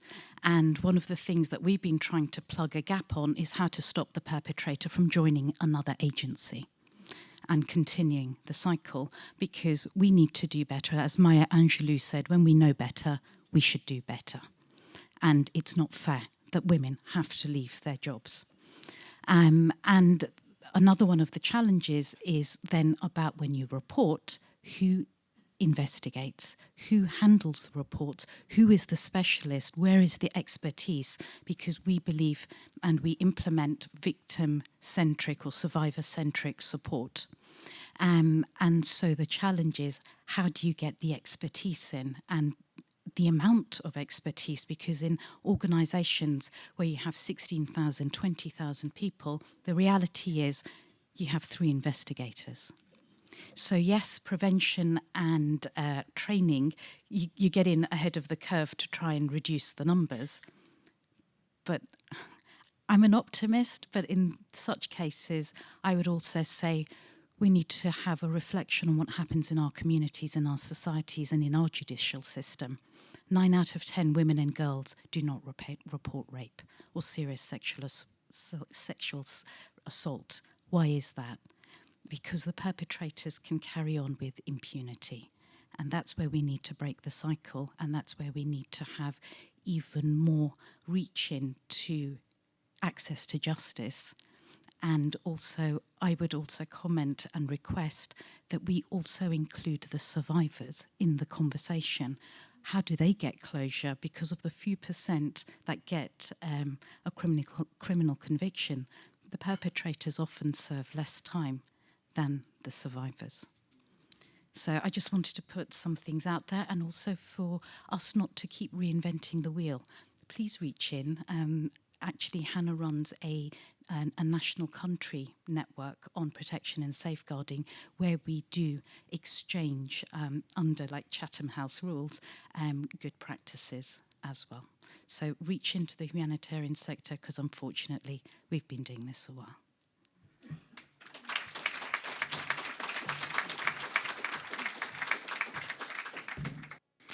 So thank you for that. Now we're continuing with the second research section that is also continued by a panel discussion. And then we have some closing words from Sigrid Stenberg, the Minister of Social Affairs and Culture of the Faroe Islands. And we also have Katrin Jakobsdottir, the Prime Minister and the Minister of Gender Equality of Iceland, who will finish up. But let's continue with the research. So first, and this is two research projects, and then there also is a presentation of an anthology, a Nordic anthology about, and it's quite new, about reimagining sexual harassment. So first we have Ida Madsen. She's a senior researcher at the National Research Center of the Working Environment in Denmark.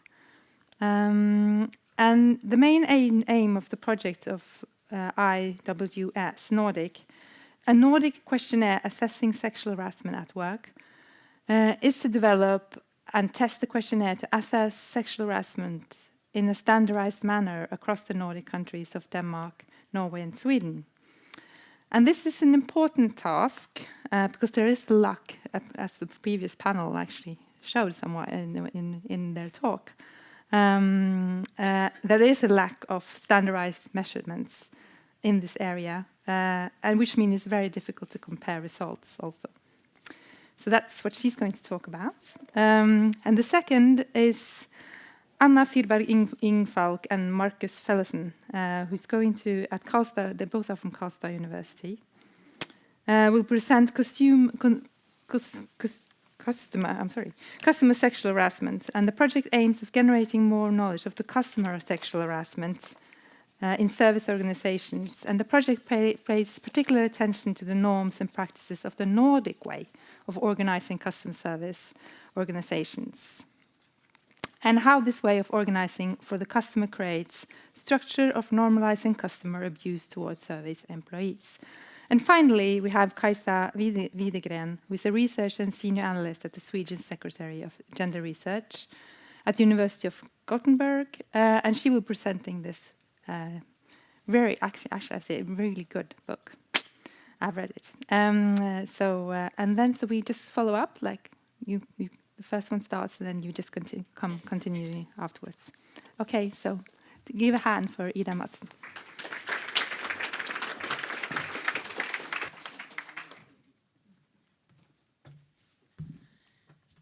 Thanks, everyone. My name is Ida Madsen. I'm a senior researcher with the National Research Center for the Working Environment in Copenhagen, Denmark. My background is in epidemiology, so I've been doing quite a few studies on the consequences of sexual harassment, and this is where we came across the issue that there really was a lack of standardized methods to measure sexual harassment. So that was sort of the background for this project. I should say I didn't do this project alone. I had some really great collaborators, and I'll come back to that in a little bit. I'll start by talking through some of the different definitions of sexual harassment and some of the terminology that we have used in our project. And this term about, or this issue of different definitions is something that has come up during the day today. But I think it's really important to sort of have a framework of talking about the same things. Then I'll tell you a little bit about the background of the project aim, and the organization. I'll show a few results and show you some of the output that we have delivered from the project, and also give links to some related communications, because we have different projects ongoing or just finished in this area. So concerning the definitions, I think an important point is that there's not really one universally accepted definition of sexual harassment. So there are some legal definitions which vary between the different legal settings. I have listed here the EU law and how it defines sexual harassment. But this legal definition is not necessarily sort of the same as the ones that are used in research.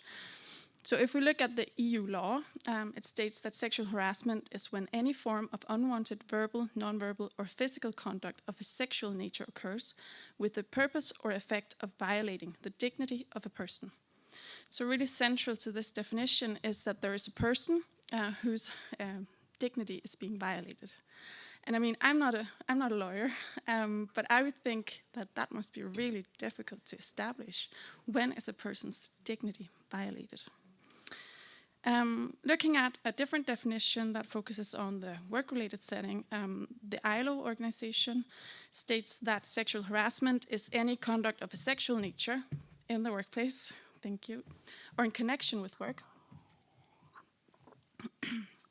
which in the perception of the recipient can reasonably be seen as creating an offensive, intimidating, hostile, or humiliating working environment for the person.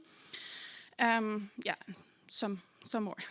So this definition really takes into account that we all have different boundaries, and this definition focuses on instances that can reasonably be seen as creating an offensive working environment.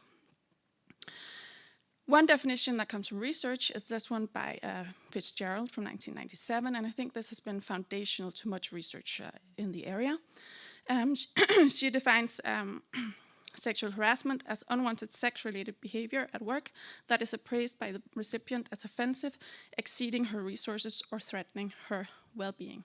So we can see here that it's all about women. So men can't really technically be considered targets of sexual harassment according to this definition. So this slide is just to sort of illustrate that there are different definitions in this field. They vary in where they sort of focus their attention, but what is common between them is that they encompass behaviors that are unwanted, sexual, or sex-related, and experienced as offensive by the recipient. So I think this issue of sexual or sex-related is really key, because if we look at something like gender harassment, this is not necessarily sexual in nature, but is definitely related to sex or gender. We have used these terms in our research project. They come from the tripartite model of sexual harassment. This model distinguishes between three types or three dimensions of sexual harassment. We can talk about unwanted sexual attention, which could be unwanted touching or comments of a sexual nature. We can talk about gender harassment, which could be condescending remarks about another gender or excluding someone from the social activities because of their gender. And then finally, we can talk about sexual coercion, which could be quid pro quo scenarios or rape. Yeah. So as we've also talked about previously in the panel discussion, we get quite different numbers when we measure sexual harassment, depending on the type of measurement instrument that we use. This study that I cite here is from Norway, and this study found that if you ask people if they have been exposed to sexual harassment, about 1% reported that they had been exposed to sexual harassment. But if the same population was surveyed using the behavioral list method, so a method where you ask people about different types of behaviors that they may have encountered, the reporting was much higher. In this case, 18% reported that they had experienced one or more of these types of behaviors. So this also means that the lack of a standardized measurement tool is really a problem because we're not really measuring the same things if we don't have a standardized measurement tool. And that was the background for the Danish project that that was the outset for this Nordic project, where we got funding from the Danish Work Environment Research Fund in 2018 to develop a standardized questionnaire that would measure sexual harassment using the behavioral list method. And this was a Danish questionnaire. We spent quite a lot of time on developing the questionnaire, and we started by going through existing instruments in the field, and then we did both quantitative and qualitative testing of the items. This led us to this inventory of workplace sexual and gender-based harassment, which is 21 items that can measure sexual harassment using the behavior list method. And this was developed in Danish and then translated into English as well. So this is just the Danish version of the questionnaire. You can see the 21 different items. I'm not going to go into detail with it, but just say that it's publicly available on this website. So the aim of this Nordic project was to develop and validate a questionnaire that would assess sexual harassment in a standardized manner across the Nordic countries of Denmark, Norway, and Sweden. Like I said, I didn't do it alone. I was the project leader on it, but I also had a great team on NFA, Nana Larsen, Thomas Clausen, and Rainer Roglic, and of course our partners from Norway and Sweden, Morten Birkeland Nielsen, who's here today, and also Linda Magnusson Hansen from the Swedish Stress Research Institute at Stockholm University. Also from Denmark, we had Maj-Britt Dahl Nielsen from the National Institute of Public Health, University of Southern Denmark, and she was the project leader of the original Danish project. That was our starting point. So the way we went about the project was that we had this Danish questionnaire. We translated it into Norwegian and Swedish, and then we decided to develop a short version. And that was a little bit of I wouldn't say a detour towards the goal, but it was more of a scenic route, perhaps. What we found was that the length of the questionnaire was really a barrier in terms of collecting survey data in the other Nordic countries or in Norway and Sweden. So we decided to first develop a short version and then collect data in Norway and Sweden, and then afterwards validate the instrument in the collected data.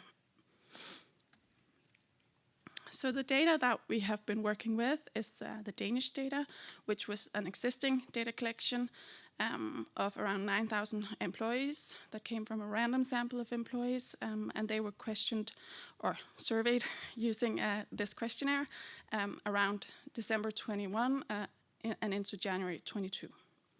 From Norway, we had a convenient sample of employees, around 970, that were surveyed in the beginning of this year, in January and February.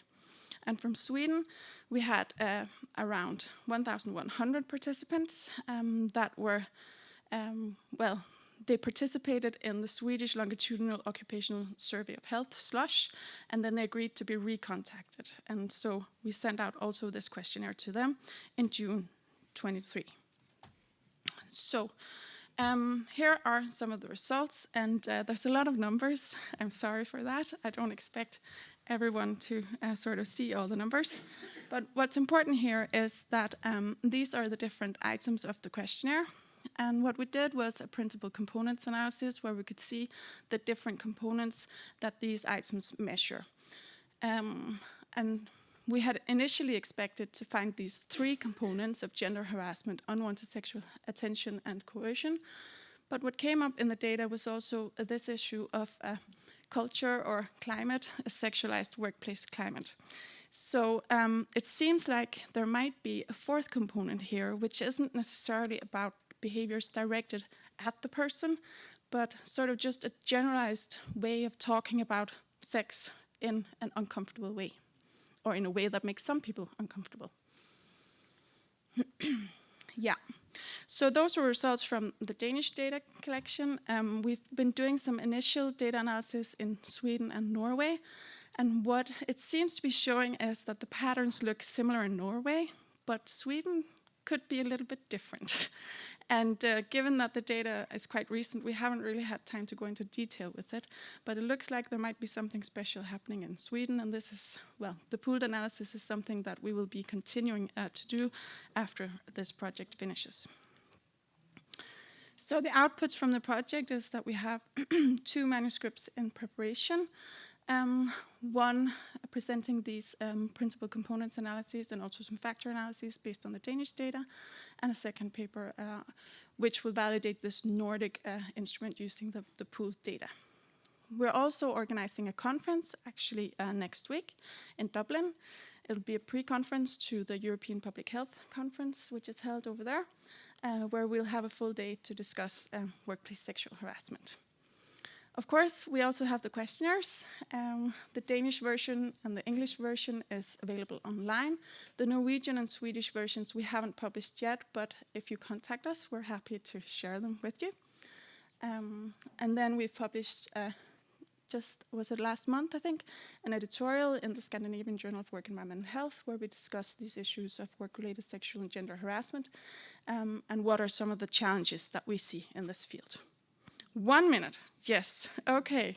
So just to highlight a few sort of related communications that were not outputs from this Nordic project, but came mainly from the Danish projects. But we have both a webinar and a podcast and a guide in Danish. We have the questionnaires in Danish and English, and 2 reports in Danish, where we have a lot of numbers about how these types of behaviors occur in different industries in Denmark. And that was it. Thank you to our funders. And just a brief note here that I try to be active on LinkedIn. So if you're interested in my research, please do connect, and I try to share what's going on.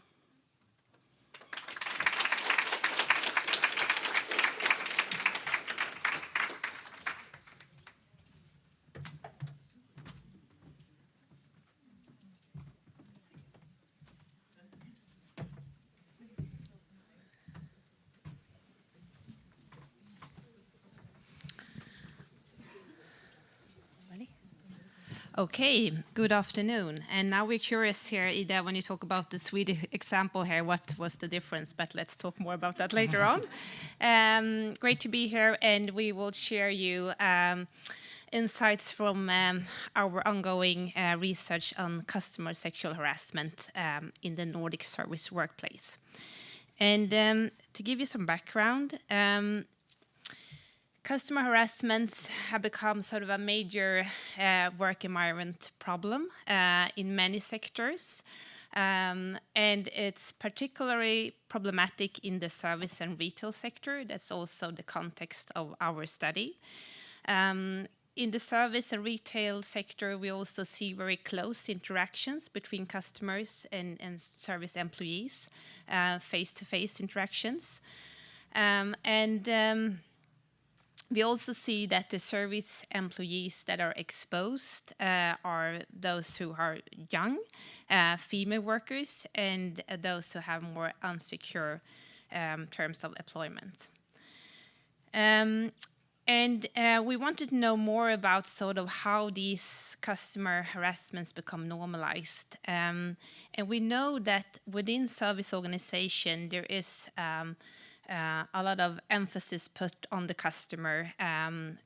Sort of the organizations are there for the customer, and it's customer satisfaction in focus.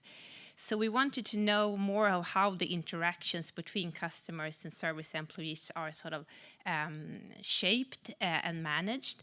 And therefore, we also take sort of a critical stance towards the Nordic service management tradition that very much have sort of distribute power to the customer, and by putting sort of the customer in focus and organizing for the customer. This is not something that is only particular for service management tradition, but it's also something that is ongoing more largely in society. Yes, to say a few words more about the service management tradition in the Nordic countries. We do think that we see here a very well-developed consumer society. We are consumers almost everywhere in any instance. In any corner of society, we are at least treated as customers. And we also see a tradition from the managerial side in the Nordic countries. Even in academia, there is labeled as a Nordic School of Service Management that has been developed, where this is very much propagated for, this customer focus as kind of an overall managerial principle, actually, kind of the baseline for organizational activities, that we need to focus on our customers and make them happy. And of course, this spills over how we organize. We need to have customer-oriented employees. We need to have customer-oriented organizations. We need to train our employees how to work in a way that accommodates for the customer as much as possible. We need to incentivize our employees to work in this way, and even create a culture in our organization where this is seen as important and natural. So this is one very dominating aspect of this Nordic School of Service Management. The other one is that this is also paired with a tradition of delegation and empowerment to employees in organizations. We don't have these strict hierarchies that we see in other countries, in particular in the service sector, where you perhaps, if you look at the United States and other places, you have services that are very much rule-based. You have manuals for how to exercise your work. Here, much more of that is delegated to employees to handle. And of course, this is basically something that at least most people find very attractive. You are not that tightly controlled. You have your own responsibility, and you are free to do your job in the best possible way on the basis of your professional knowledge. What we do see is that when it comes to customer harassment, it might be problematic. So that was our point of departure here. And we wanted to put it simply to see what role does this service management tradition and this customer focus and this customer role that we are fostering play in situations of customer harassment in service work. And that is what we are trying to grasp in our project. And yes. And what we could clearly see then, that there's a certain kind of professional service employee that is being shaped or constructed given this service management ideals. It's an employee who should be very sort of sensitive towards the customer, that should be flexible and responsible and responsive, to have the right approach and work things out. It's also clear that the expectation on the service worker is very much aligned with the more heteronormative, sort of stereotypical ways of what we expect of service work, that you're supposed to be in a certain feminine way, that you should be sort of subordinated and docile, and these sort of appearances are also being imbued in what is being seen as acting professional. And what we could see here is that employees then, or the negative or destructive outcome of this is that employees stay polite even though they are under abuse. And there are many, many illustrations of this, and we will show you one of these illustrations. It comes here from a service employee, and it's like in the store, a customer pulled me into the fitting room. He pushed me into a corner and tried to kiss me. I fended him off, but tried to be polite so he would still be happy with the service I was giving. So this is just a typical sort of example here, what happens regularly between customers and employees in the service context. And if we move on, then it's employees handle this as it's also an individual issue, and this is something that it's sort of part of the job. And this also then, this part of the job means that we see a normalization of customer abuse, and it's seen as an individual responsibility to deal with the customer rather than a structural problem. and it's become then difficult to contest the customer. Exactly. And this is perhaps where we come back to this service management tradition and how it kind of backfire, that this is so internalized in the employees to provide this service that even in situations where arguably you shouldn't provide any kind of service anymore, you still do it because that's how you do if you are doing your job in a proper way. And you're kind of, although, I mean, the employees, they realize this situation is uncomfortable, but they're kind of engaged in playing the game. They try to maneuver in the situation, maybe joke it off a little bit or try to find some way to get out or get out of it, but they don't confront. So what we see here is that this prioritization of the customer is king, is prioritized over other values in the organization that might be very much prevalent, but in these acute situations they are played down. They are not attended to.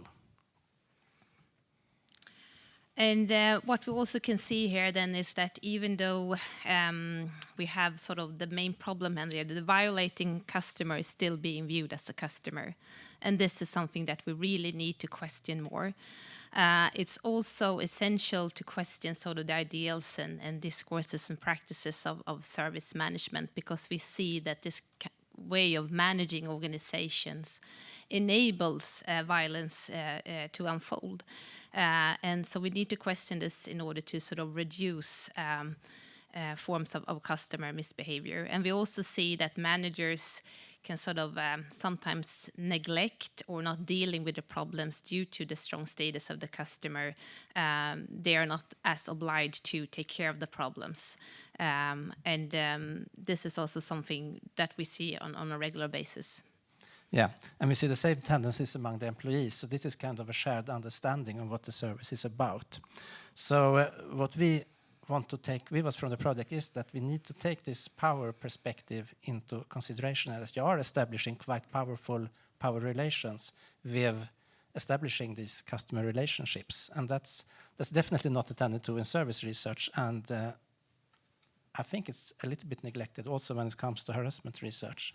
So I think there's more work to be done there. Then to finally end this in a more positive way, we do want to bring forward that everything isn't dark here. I mean, we talked about normalization and so on, but it isn't completely normalized. This is still something that upsets people. We had the Me Too movement with a lot of people taking actions there. We do see new regulations being discussed and even implemented about third-party harassment, which is a complicated matter, but I think is gaining momentum both in Sweden and the other Nordic countries as well as worldwide at the moment. So everything isn't dark. There is some light in the tunnel as well. All right, thank you.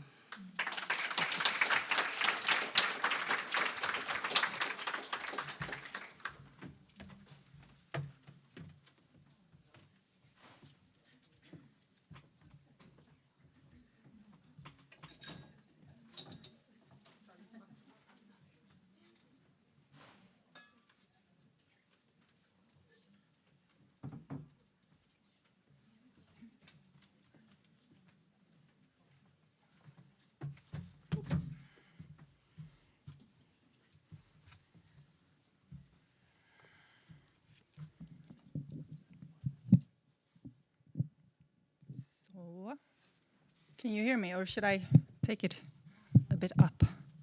I'm a tall person. Yeah, so I'm so glad to be here and talk about this book, and it already got some advertising from Hannah, so thank you for that. It's called Reimagining Sexual Harassment, as you can see, Perspectives from the Nordic Region.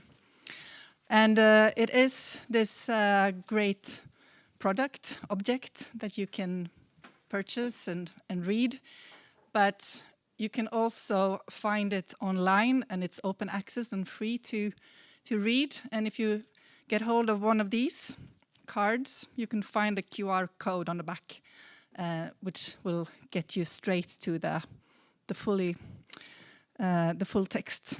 So go ahead and work with that. And since it's a full book, I'm not going to talk in detail about all the different chapters, but I want to talk a little bit about how we started to work with this volume, this edited volume. And I should also say that I was one of the editors, and so was my great colleagues, Maja Lundqvist, who's also one of the organizers of this conference, and Angelica Simonsson, and we are all analysts at Swedish Secretariat for Gender Research in Gothenburg University. And that specific context, I think, is rather important for the way that we were planning the book and the way that it came out. Because it came out, the idea, as a result of experiences of working with sexual harassment in a very specific way, mainly through research reviews, doing research reviews. That means like collecting existing research. And this was after and during the Me Too movement, and knowledge on sexual harassment and research-based prevention were in great demand from all sorts of parties. And the Swedish Secretariat for Gender Research and also NIKK got several assignments of different sorts to gather and present the state of the art in research on sexual harassment. And in the best case scenario, and I think this is maybe an example of this actually, these types of meta-analysis can tell us something about the structures and the limitations. You can also call it logics or norms of a certain research field. And what we learned, in short, was that research on sexual harassment tend to use quantitative methods. It was highly dependent on limited definitions of sexual harassment coming from the juridical system. It was dominated by research from the US context. And studies were also often followed by recommendations, or recommendations were included in the articles, but they didn't have an obvious relation to the results of the studies. So recommendations were something both on prevention and how to deal with all these things that we have been talking about today, about reporting and going further with these issues. They were there, but they were not really grounded in the actual research results. But another starting point was, and this has to do with the US dominance of the research field, but also, of course, about our Nordic assignments, that we needed to talk about the imaginations of the Nordic countries and the Nordic region. And we wanted to bring forth that in this book, or in this anthology. And these imaginations, I mean, there are many of them, but we started out with the idea of this region to be gender equal, that this is these are societies that are colorblind, peaceful, rational in their organizations. And what we wanted to do was to take the issue of sexual harassment but place it in a more critical tradition within research.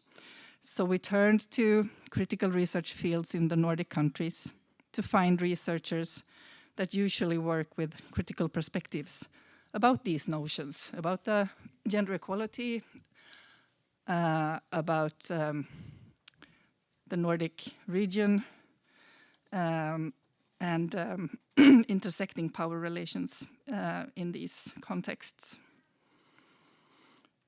So most of the authors in this book did not, and I don't think now either, identify really as sexual harassment researchers. But we saw that many of them were working in fields related to this, or that their projects actually took them to places where this phenomena happened. And we also had an ambition to mix different genres and invite authors that normally wouldn't be perceived as experts in this field: activists, journalists, writers, and lawyers. In many academic disciplines, there is a critique being raised towards the notion that research is more objective if it uses a language of distance. For example, the quantitative notion of measurability expressed in percentage. But we saw that this language tends to make the prevalence distanced from existing structures of inequality. In part, this could explain why the previous studies were so detached when it came to recommendations. From the first impulses, which was to challenge the epistemological normativity of the existing research field, we ended up with a broad mix of authors and voices, as well as a broad mix of empirical material and theoretical approaches. At this point in the presentation, I wish I had at least half a day to present all these chapters, maybe reading something out of the Danish author and activist Mads Ananda Lodal's brilliant short stories, or the Norwegian Somali poet Sumaya Jirde Ali's autobiographical account of the outrageous arbitrariness of the legal system. But I need to settle with some remarks on how we, in this selection, aimed to address the limitation of the research field as we saw it, and illustrate them very briefly with examples from the book.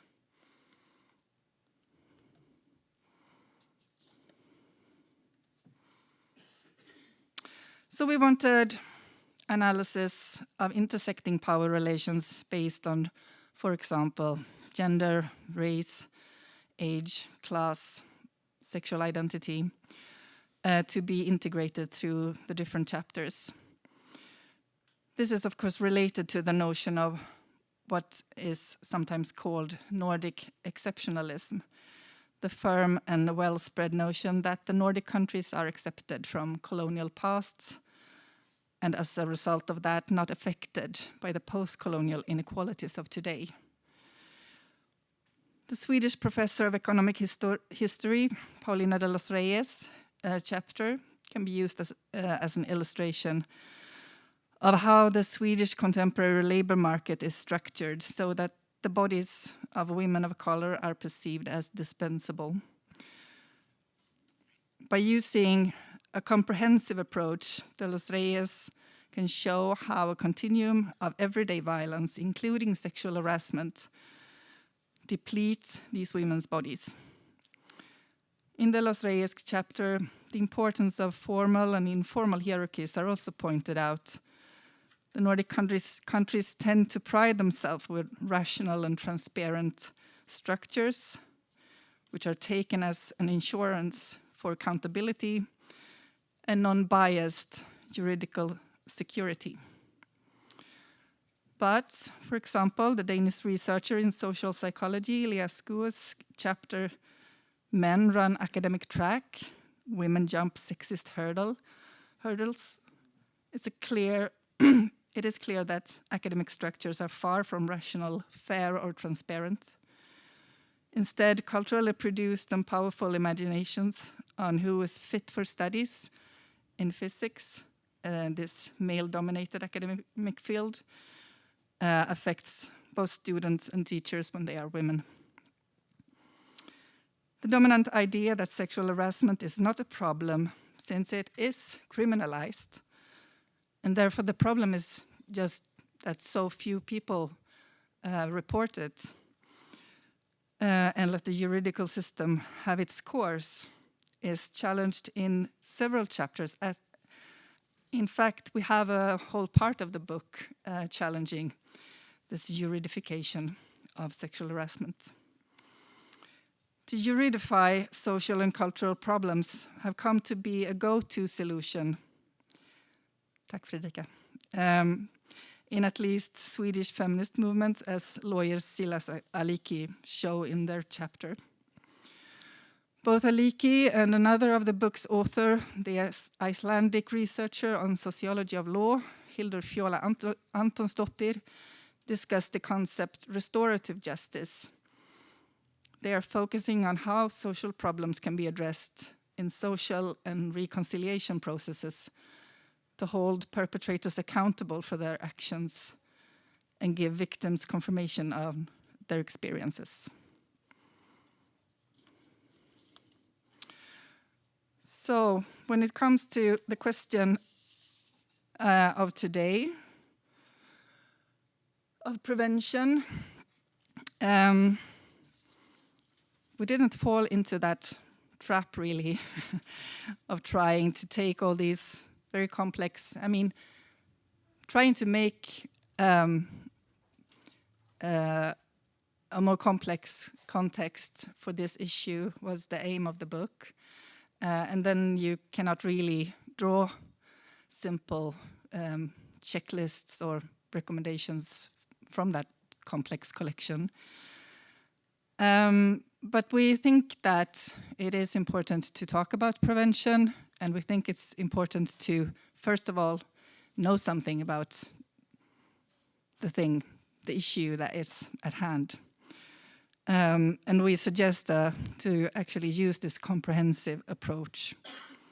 Prevention requires knowledge about what it is to be prevented, and how do we get that knowledge? How is it produced?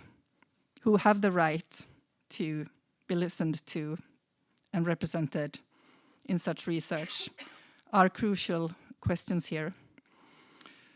These are questions of legitimization of knowledge about sexual harassment.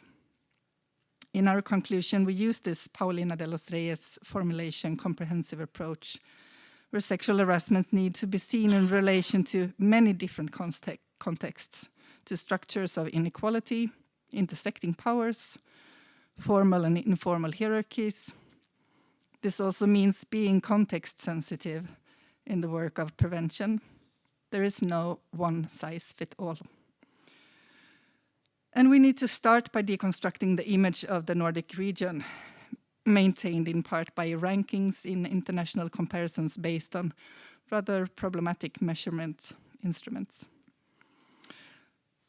I would say the chapters in this book prompt the need to look beyond glossy images of the region as a progressive haven for gender equality. The branding of the Nordic region as the most gender equal in the world might in fact be counterproductive for social change and equality. Thank you.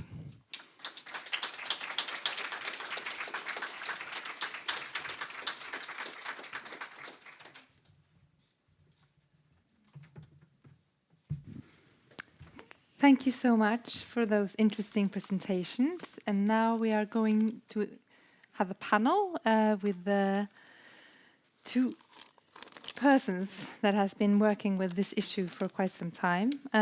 We have Klaus Järvel, who is a union secretary at Fellesforbundet, that's the United Federation of Trade Unions in Norway.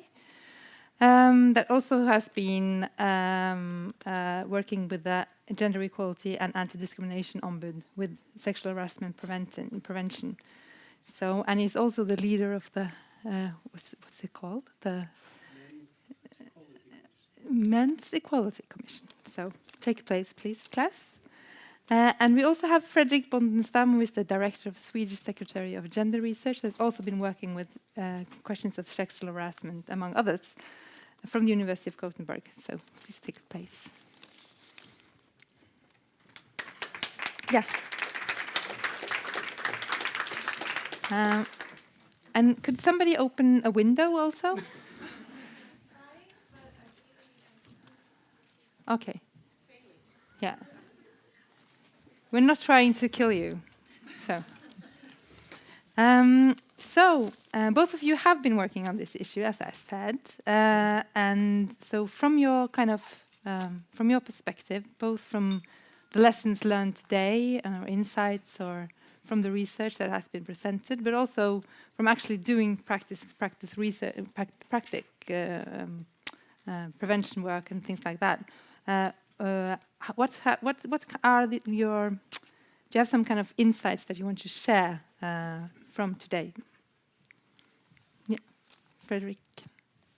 So thank you, Hannah, and thank you for being here, all of you. And I must say, I have prepared a lot today, but I have to just wipe it out because things have been said on this conference, in the presentations and in the panels. That has been really nice, I think. So thanks a lot for all your contributions so far. So I had to change, Hannah, my ideas. Okay. Yeah. So some of the challenges that I really see that has been mentioned to some extent, but not fully, I think, is, first of all, I think it's awareness. In terms of, in this room, there's a high level of awareness of these issues, right? But out there, we are still lagging behind, especially in the Nordic countries. And this is from my experiencing, doing a lot of work in the EU, visiting Spain, researchers, practitioners in Ireland, in UK, in Belgium, in Germany, in the Czech Republic, and I find myself as a Swede saying, well, we've tried that, it won't work. And then I realize, no, we haven't tried it. We've spoken about it, but we haven't tried it. And they are actually moving beyond our own discourses and our narratives and ideas and understandings in the Nordic countries. We are lagging behind in the Nordic countries. And I think we have to realize that in a broad sense. So that's one of the challenges that I think we have to realize, and I think it's been said today, the Nordic exceptionalism is in the way of fighting sexual harassment and other forms of gender-based violence. So that is one thing. And if I can mention another one from my list of 20. I really find it interesting that we are facing so many translational problems, I think. One is translating research-based knowledge into practical, implementation in workplaces. We are continuously doing it. I think all the projects that you've been listening to are examples of that, right? But this needs to be done. Research is really rich and it's really important, but there needs to be a translation done. And also, I think, translating into different Nordic languages, obviously, but also translating the concept we use. I mean, speaking of hegemonic toxic masculinities is one thing in a research community, but then entering a customer service workplace and using as a concept is not fruitful. So there's a lot of translation to be done in that sense. And then I think what I've been reflecting on the last couple of years is that when we try to promote a survivor-centered, trauma-informed approach in our work, we end up not doing it in the end. Producing policies that are not survivor-centered, that are not, trauma-informed. They speak up on different policy measures instead. They move away from experience, right? So listening today to all the bottom-up approaches are really interesting because I think they are survivor-centered to a large degree. But I think we are missing out in a lot of work, the preventive work, the survivor-centered approaches. And one way I'm thinking of it is that when we try to use this kind of approach, we don't stretch it out enough to pinpoint perpetrator behavior, perpetrator culture, serial perpetrators. We tend not to stretch out enough. So we stand in a really strong, I think, in the Nordic countries, a strong survivor-centered understanding of sexual harassment and gender-based violence, but we tend not to stretch it out to actually claim perpetrators' accountability, for example. So yeah, if this is understandable, I don't know. But I got really engaged being here today, so thanks a lot for that. Mm-hmm.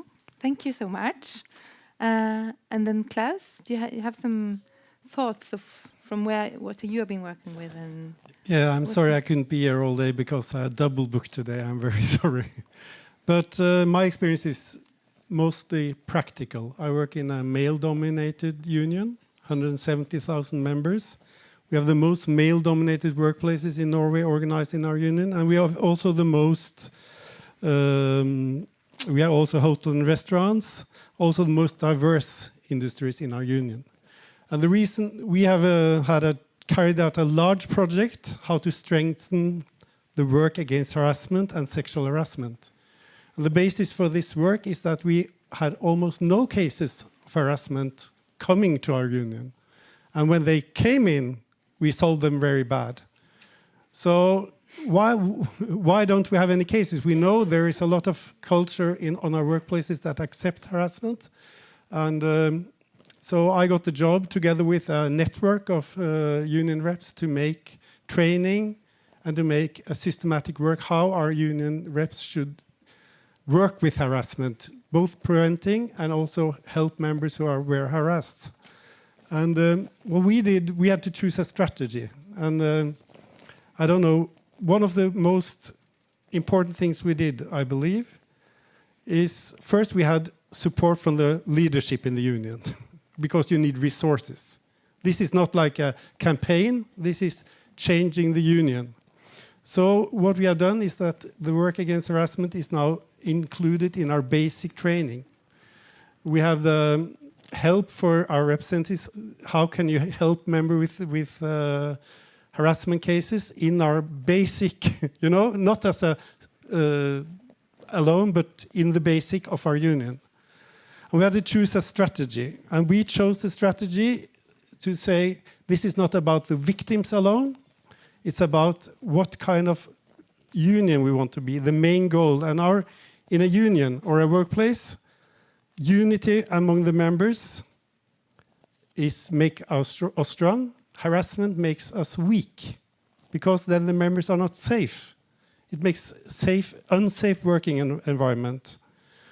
And we also gave our shop stewards and our representatives responsibility, both to prevent and to fight, to help members. But what we did to manage this is perhaps controversial here. We said this is not only about sexual harassment, although a lot of the work was about sexual harassment. We said this is about sexual harassment, and bullying. This is a way, not like the majority of men talking about the women. They don't fit in, you understand? We say it's about us. And when we did it that way, what interesting has happened through this work. When I started, I was sure, because I came from the Equality Ombudsman in Norway, I was sure this would be what we say in Norwegian, motvind fra alle kanter. Everybody would, another meeting, we sit there, we don't say anything, and we get to the real stuff. The most important thing we experienced is that when we did it this way, with training, casework, with rules, with tools, it was very positive received among the members, and both men and women. Because this is one of the part we see is it's not like most men harass women, but most men are passive bystanders in a culture where this is a part of the culture. So our job was to make the passive bystanders to active agents against harassment by giving them responsibility and tools.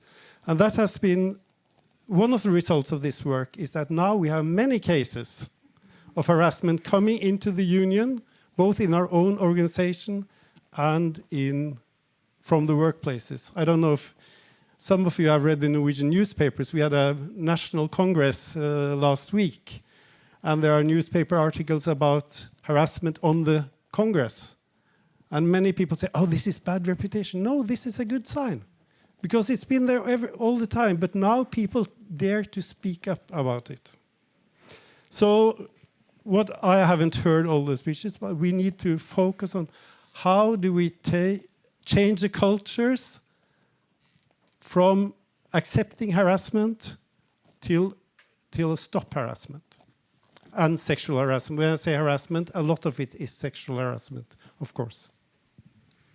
Thank you. Thank you for that reflection. And I just wondered how, isn't it by making this us, we are working together with this, and we are not talking particularly about sexual harassment. We are not targeting that in particular. I should have said, I'm also a researcher on sexual violence, and my experience is, if you take away the pinpointing of the sexual, it usually disappears. And then we talk about violence and then the sexual, because it is more could be more difficult to deal with sexual issues because they are more taboo. They are more of makes people more uncomfortable usually. So isn't that a risk by doing this approach? I think the biggest risk is if you say speak out on experienced sexual harassment when you don't have a system, don't have an organization that's able to recognize it and support you. That is the biggest risk. That's what we experienced. That before we started to do this work, nobody spoke out, because if you spoke out, you would be isolated in your workplace, and you don't work for fun. You work for your wage. It's better to don't say anything and just accept it, because that's the only way you can do. By doing it our way, for example, we always have cases with sexual harassment. That is a big focus when we do this. But when I started work, I've been around a lot in our different buildings, unions, and industrial unions. They say, you have to talk about homophobia. You have to talk about racism, because this is used all the time in our workplace. And this way we try to involve more, I don't think that we lose the focus on sexual harassment by including more people and more experiences. And just one thing about bullying. Bullying against men and women in workplaces is a big problem when you come to blue-collar workplaces. It's accepted. Then you include more people, and we talk about why does harassment hurt you? If it's bullying, if it's sexual harassment, and we train them in recognizing these kind of power structures that hurts people. Okay. Do you have any? Yeah, I think this is part of the translational problem, right, that I'm trying to formulate. That is, when we want to translate this research knowledge into, workplace behavior, workplace situations, we tend to make it simpler. And what happens is maybe we omit the sexual component, and then we lose out of a lot of sexual harassment, sexual violence, and other forms of experiences. But if we don't, it won't be possible to understand or relate to, or maybe accept. And then again, bullying is one part, and gender harassment is one part. Then you have racist harassment, and you have other forms of violence. You have physical violence and online violence, offline violence. You can talk about economic violence, and then suddenly you have other forms of emerging forms of violence that you haven't yet named as violence, and you get really, digging into it. I think this is one of the challenges that we need to speak up on, and I think it's interesting that moving away from sexual harassment as a concept might be a way of getting closer to it. But that is just a process, right? Then you need to reclaim the concept in order to protect potential and actual victims of sexual harassment. It's a back and forth movement, I think, when you're working with it. But I was really curious, if I can ask Klaus, if you got the employer's interest. How do you try to collaborate as a trade union with employers on these issues? Are you not in a conflict of interest all the time? My experience is if we manage to get our union reps involved in this question, it's easier to get the employer's interest into it, because then they feel together they are quite strong. If it's only the employer, they don't really speak to our members who are on the ground floor in the organizations. But I just want to say one thing we were working with is also language. If you work in blue-collar workplaces, they say, we have a tough culture here. If you want to work here, you have to be tough. And that's true. I'm myself a chef. I've been working in a hotel many years. We talk differently. We behave differently, like when I came to the gender equality ombudsman, or the equality ombudsman.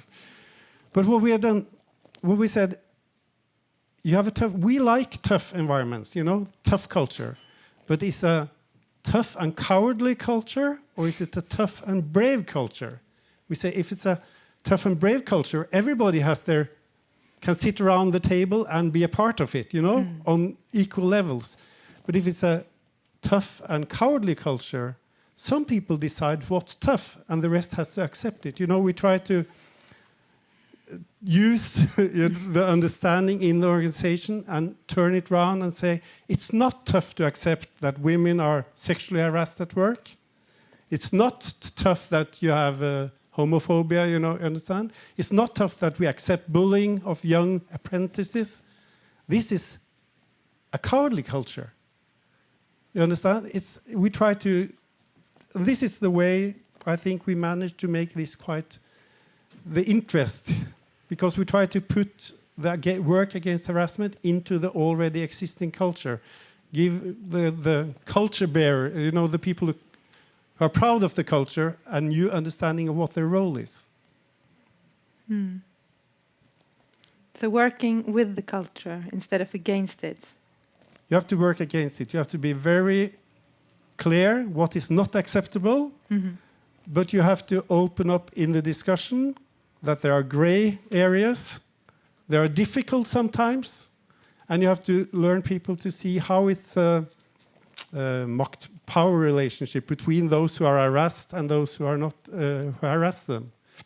So you have to give them the tools and the ways to change, as when they're proud of the culture, we have to make them engage in changing the culture on the workplace. I don't say it's easy. I say it's it's hard work. And I think some people in the union, after we started this work, say that, oh, we thought this was a project that would be solved and we could start with some important work. What we see is it's taking a lot of work. It's a lot of work. And it's continuous work. Is this about translating research into practice?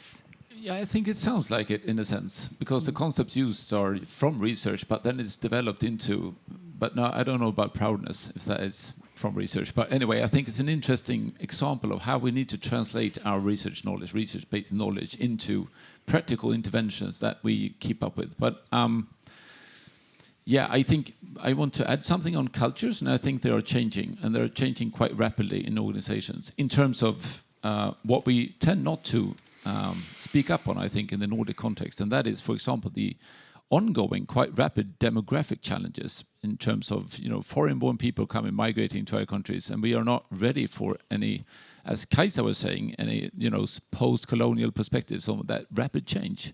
Further, what's happening is that, we are restructuring our industries and organizations through a so-called green transition, or, gig economies. We are just reinventing the labor market at this point. And at the same time, as someone said, I think, violence is not, disappearing, it's increasing. We have fine studies in Sweden showing that both interpersonal violence and violence at workplaces are actually increasing. So we're in a situation where things are not rapidly changing for the better. It's changing for the worse. And I think organizational cultures, they are mirroring the changes in the society. So we are not, I think we're not in a situation where we can say, okay, let's work with culture and things will be happy, right? We need structural reforms in another kind of level in order to make it possible as a trade union or as an employer to take on the challenge to represent a more inclusive, non-violent and safe culture. So it's as if we are, as I've had some experience with working with the trade unions and employers trying to collaborate, I can find that they are so into and invested in solving their own problem and not taking into account these dramatic changes that we see in society, but also the dramatic ongoing violence that no one really acknowledges. So I was curious whether this is also part of change culture in your perspective. Yeah, I agree. We have many challenges in the labor market. And of course, the focus of the union are these questions. How to protect the members on salaries and working conditions. So that's why we had to choose, when we worked against harassment, to say harassment threatens the working environment for our members, I don't say it's easy, and it's also, of course, our work is not perfect because we have members working for Foodora. I don't know if you know. We have members working with all kind of employers. But what we can create through this is that we can try to create a pride in the union that our values are, we are on the, have the good values, you know. We respect people, we don't, you know. And I feel, I feel we are starting this walk in our union, but there are so many challenges. I accept that. But I believe very firmly that to say, if you don't focus on changing the culture, very practical, we really, we don't help the people who are harassed because they are totally alone, you know? And it's to be alone in this, if you don't have anybody who support you, you are really vulnerable. So this is the way we try to do it.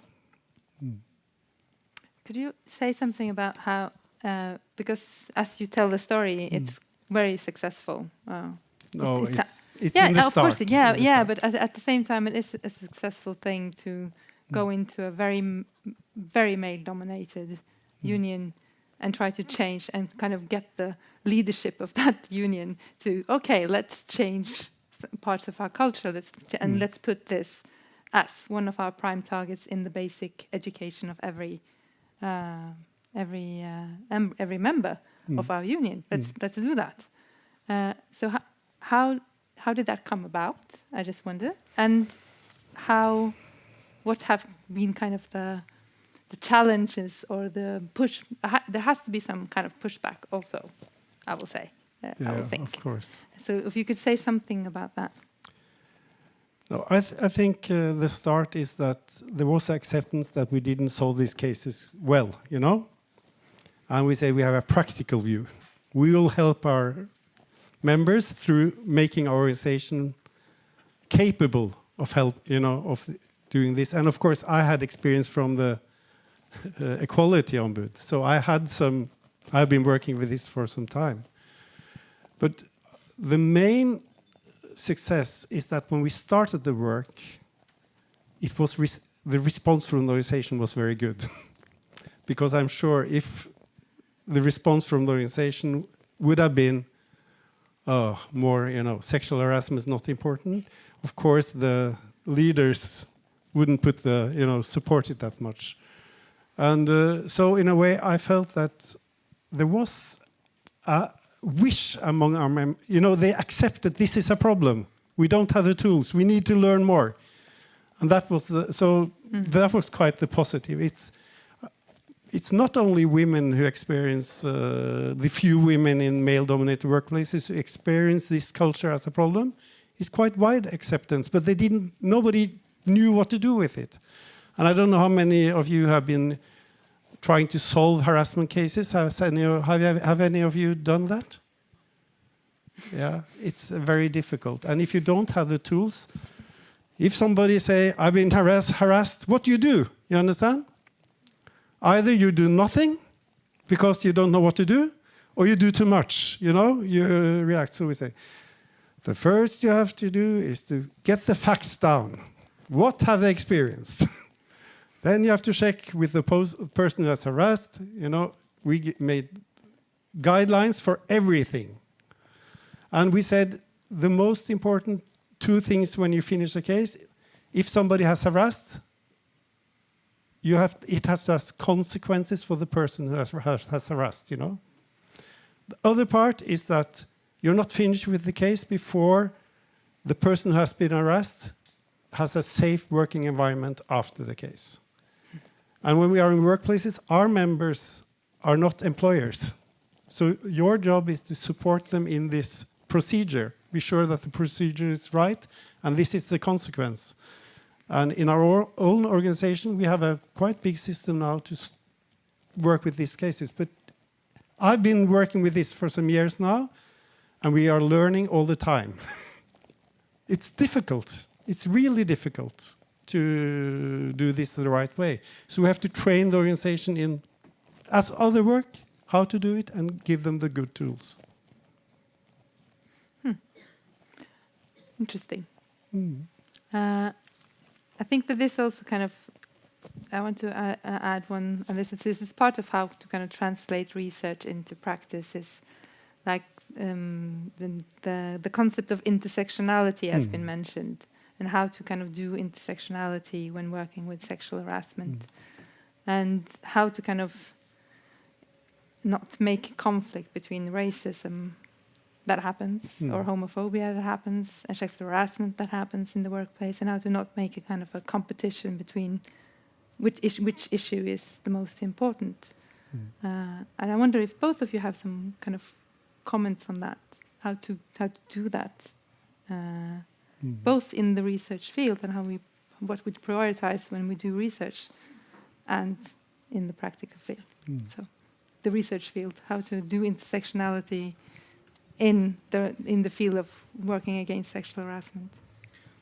I would rather approach it from the survivor-centered, trauma-informed approach that is allowing multiple, multifaceted, multi-layered stories and experiences of violence that will be, intersectional. Due to what I'm speaking of, the kind of situation we're in, where we have a multitude of different categories in different workplaces. So if we allow us to listen into those stories and let them be guiding principles for how to develop our preventive work, then we will have an intersectional understanding of the harassment and abuse taking place in our workplaces. But this takes time, and it takes a bit of knowledge, and it takes a bit of, courage, I think, to stay on that kind of complex version of different forms of violations and abuse in the workplace. Instead, it's quite easy to start to categorize and name things as properly. We should name them as, we call them harassment or gender harassment, or bullying, and so forth. Instead, there are intrinsic experiences of different forms of intersection. So that would be my answer to that. And that, I think, what we miss out on is also that there are intersections that are not mentioned today between other forms and categories of violence. So I'm continuously returning to the concept of emerging forms of violence, which I think is so important, because that is the history of sexual harassment as it actually developed in the US, as we heard before, and further on, that we, as researchers and activists, collectively try to name new forms of violence occurring. And I think this is what is happening at the moment, as the landscape is changing rapidly. We need also to invent new concepts and new ways of naming these experiences, not to end up in a too easy version of what's ongoing in our workplaces. So that would be my complicated research answer to that question. Thank you. I have a more simple, practical answer. No, it's difficult. But what we have been using is something that was developed in the Equality Ombud. It's like a risk assessment scheme for harassment. You use that in work environment. Say, if you work with customers, the risk of harassment is greater. If you work outside normal day, like in nighttime, you have more risk. If you are a minority in the workplace, that increases the risk. If you are a young person, woman, especially young women, there's a risk. So if you want to work against harassment in the workplace, because we think very practical then, if you are a union representative, you have to look over your workplace. Who have the greatest risk in which situations? And in that way, we try to show that it's a different if a young Thai member, female member, works alone. It's a different from me, a 62-year-old white ethnic Norwegian man. Although we do the same work, because she's a woman, she's a minority, you understand? And say, okay, so if you find out the risk is not about only the technical things, but who you are, then you as a union rep, you have to put the focus on those who are in the most risk, and you have to talk with them, you have to make sure that they are safe at the workplace. This is a very practical way of doing it. And I don't say we do it fantastically, but this is what we train them in. But you do it, and it's fantastic. So you do a risk assessment of different kind of risks for different categories and marginalized groups and so forth. My point being is that we find from different surveys all over the globe is that the main reason why people don't report that they have experienced sexual harassment is that they don't know it's sexual harassment. They didn't experience it as violence at the time as it happened, right? So That's why I think it's so important with a survivor-centered approach, and that means taking into account all different versions of experiences of risks in different situations. You're on the way with a risk assessment scheme. That's a nice thing. I think it's a good start, really. But I'm wondering whether those being victimized are part of the process or not. Yeah, of course, we speak very openly about what is sexual harassment according to the law. We give in our training cases you work with, and they are more in the gray zones, you understand, to analyze the cases. So we do that. What I have experienced that's really sad is we have had a lot of training, and one of them I was so happy was the youth congress in the union, and I thought fantastic. But in the break, one of the young girls started to cry and run out, because this was the first time she had understood what she has been experiencing. She was a plumber at work continuously for 1 year. Nobody had talked about it before, but by doing it, you know, talking in the union, telling this is our problem, this is serious, this making it unsafe, that was the first time she heard it. And we had to do it quite, and that's not the only, many times we have these experiences. So that's what we can do to give them open up, say, you experience, you know, you understand what I'm saying. Yeah. And I think like trying to make a collaboration, as we did in this conversation, between unions and research, I think it concluded quite well. But people and employers too. And employers, yes, and also the survivors or the victims, and give them a platform to speak. So thank you so much for this conversation. And we, give them a hand.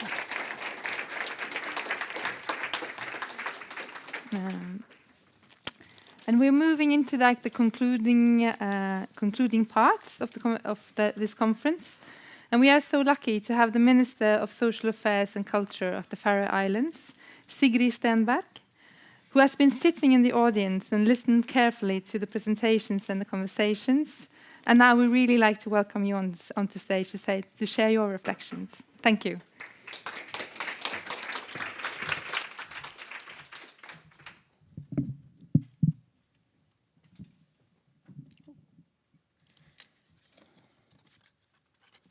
Hello, everyone. Can you hear me? Yes? And good afternoon, everyone.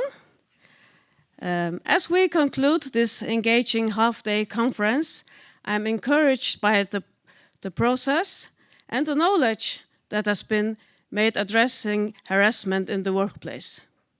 Your insight and discussions have been enlightening, full of shared wisdom and fresh ideas, all with the aim of creating safe, inclusive, and respectful workplaces and environments.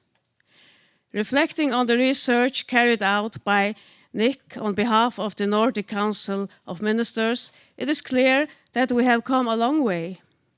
And yet we still face a common challenge and culture of silence around these issues.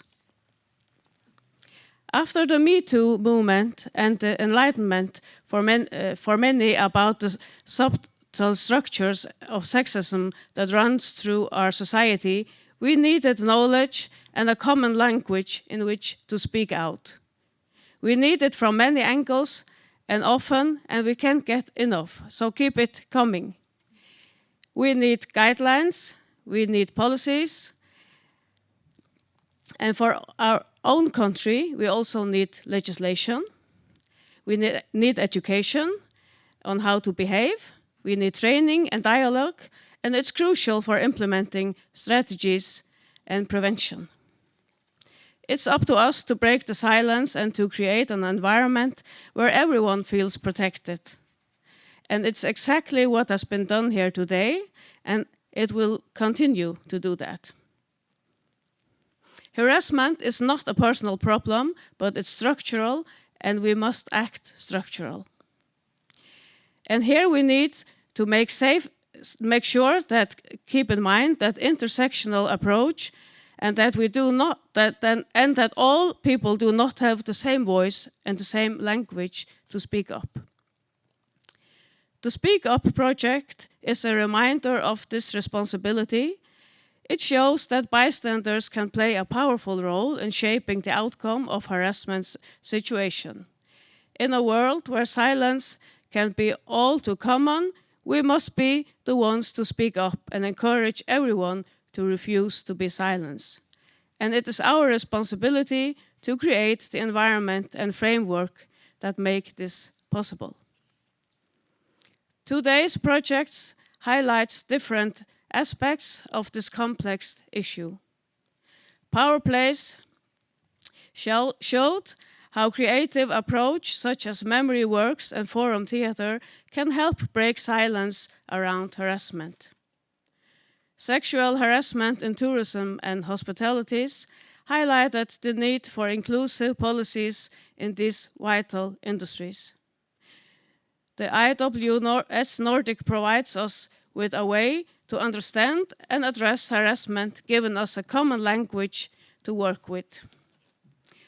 Customer sexual harassment in the Nordic service workplaces has challenged us to rethink some of the preconceived notions about workplace dynamics.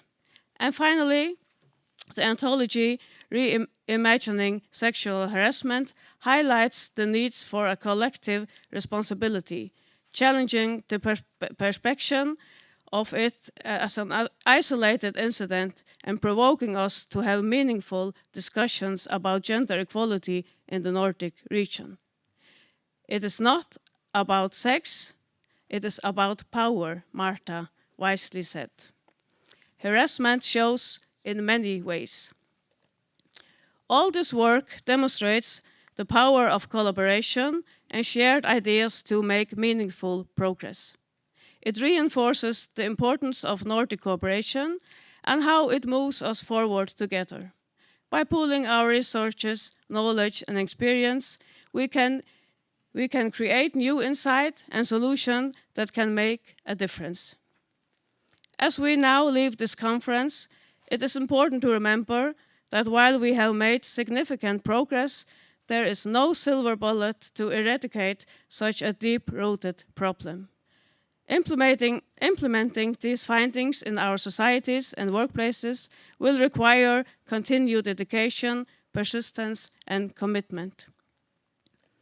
My hope is that we remain determined to confront the culture of silence, and that we as Nordic leaders, researchers, and advocates will continue to produce and provide knowledge, because the insight and knowledge you have given us today is the most powerful tool and the very architect of transformation. Replacing taboo with research, Hannah said wisely in her speech.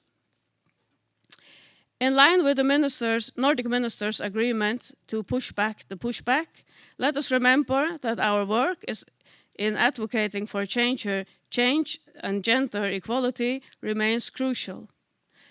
As we have seen today, the root cause of sexual harassment lies in the underlying sexism and unequal hierarchies that persist even in the most gender equality countries. Personally, this conference has given us a renewed sense of determination. The insight and knowledge shared today have been invaluable, and I'm committed to being a driving force for change in the fight for gender equality and thereby the fight against harassment. It is also a fight for our democracy. Let me conclude by saying that I'm grateful and happy to share this moment and this valuable insight, not only with my Nordic partners, but also with our international colleagues. Our collective strength is strengthened when we stand together. This is especially true not only for larger nations, but also for smaller states and rural regions. It is through sharing, research, and understanding that we can make the greatest progress. So thank you for this conference. I think we have a lot of work to do, but we now know the direction, and we must not lag behind. Thank you.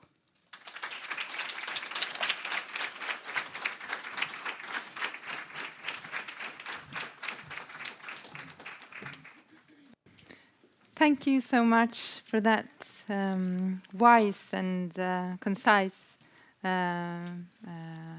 summary of today, and with the with the important contributions that this conference has made.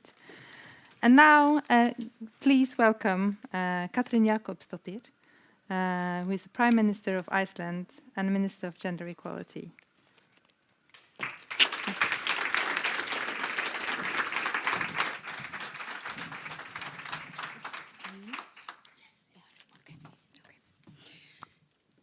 Hello, and lovely to be here with you. I have not been able to be with you today, but I think, as I was listening to Sirith, my friend from Faroe Islands, I think this work that you have been talking about today is extremely important. And I will begin on a personal note, because during the Me Too movement in Iceland, we were actually trying to form a new government.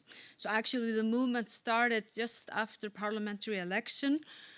And I think for us in Iceland, because generally we've been at the top when gender equality is measured at the World Economic Forum, I think the movement really opened our eyes to a very uncomfortable truth, that things were not as good as we liked to believe. So during Iceland's last presidency in the Nordic Council of Ministers in 2019, the Nordic ministers acknowledged the gravity of the issue and decided to take action. The Nordic Council of Ministers actually hosted an international conference in 2019 on the impact of the Me Too movement. And I think it's very important, because when we have such a movement, such a strong movement, for us politicians, policymakers, everybody who is working out there in the field, to take really the power and solidarity from such a movement and try to transform it into policies, into legislation. So actually the movements will make a real change. And the projects that you have been talking about today and have been presented to us today are the product of this Nordic commitment. And I think we can say that a lot has happened since the movement really woke us all up. We have made substantial progress. First and foremost, Me Too led to increased awareness and reporting of sexual harassment in the workplace. In the past, a tolerance for behaviors that were for a long time unjustifiably considered as a norm prevailed in workplaces. I think it's fair to say that the Me Too movement obliterated this tolerance, exposing the obvious truth that harassment never has been and never will be acceptable. Many workplaces have revised their policies and procedures for handling sexual harassment complaints. Training programs have been introduced to educate employees about appropriate workplace behavior, reporting mechanisms, and how to prevent harassment. The public opinion has shifted, and tolerance for perpetrators has vanished.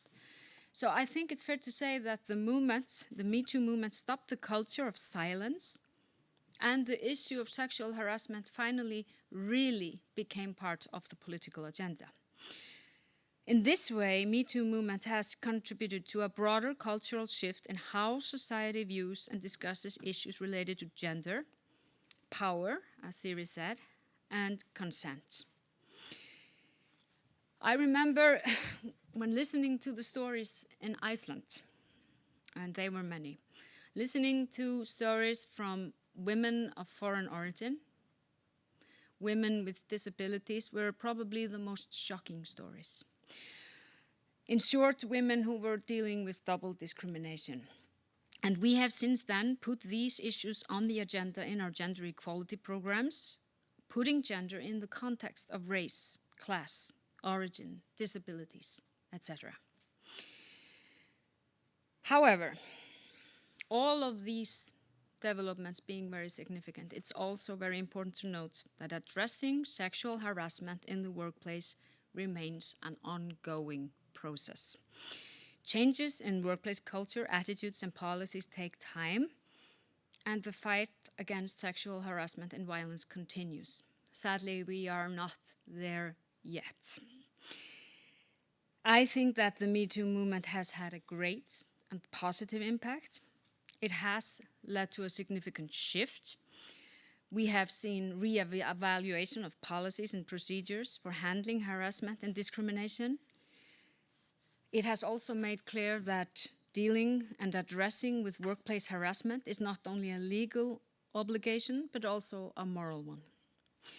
I think we are all in great debt to the leaders and participants of the Me Too movement for bringing the symptoms of sexual harassment and violence into the daylight. And I don't know how many women actually took that step, went out into daylight and told their stories. And let's remember, that's not an easy thing to do. But these stories really resonated with us, providing inspiration and strength to continue the fight. And I think now, when we are concluding here, that our task in the years to come is to ensure that the impact of the Me Too movement lasts and that we remain committed to this struggle. And sadly, we have seen pushback when it comes to gender equality. Sadly, we have seen long-earned rights of women being swept away nearly overnight in many countries in the world. So let's not imagine that process is somehow a linear thing. Remember that we are always fighting backlashes in this very important fight for women's rights and for human rights, because of course gender equality is a human rights issue. To secure a lasting impact of the Me Too movement, it's essential that we work collectively to challenge and change the deeply ingrained beliefs and behaviors that perpetuate harassment and violence. By persistently addressing these issues, we can actually create a better society for all of us. Because the Me Too movement really showed women in a very delicate position, but it also showed us a society that can be made so much better and safer for all of us. And that's what I keep saying, coming from Iceland, where we talk a lot about gender equality, that gender equality is not just for women. It's for all of us, because it actually benefits society as a whole. So it's not just the right thing to do, it's not just the fair thing to do, it also has societal, huge positive societal and economic influences. So let us all join forces, eliminate harassment in our workplaces. And as I said, it's not just a gender equality issue, it's also a human resource issue.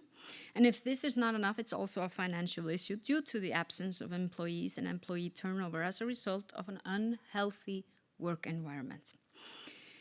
We have to believe in a better world to be able to work our way towards it, even though at times it really seems impossible. But let's remember that women have, throughout centuries, broken down barriers and norms. They have challenged prevailing attitudes. They have proved over and over again that their collective strength, their solidarity, is invincible. So women have for centuries made the impossible possible. And I am really inspired coming from Iceland, where we had a women's strike in last week, where 100,000 women, which is like 25% of the Icelandic population more, assembled in the capital to actually protest gender-based violence and the gender pay gap, which still persists in our country. But I really believe that we can make the impossible possible. I really believe that we actually can achieve full gender equality before 2030, as we have said we are going to do by saying yes to SDG number 5. But we really need to have that mindset that it's all about collective strength, it's all about solidarity, and then we actually can make that change happen. And I do hope that the Nordics will be able to do this together. If anyone can, I truly believe that we can. So thank you all.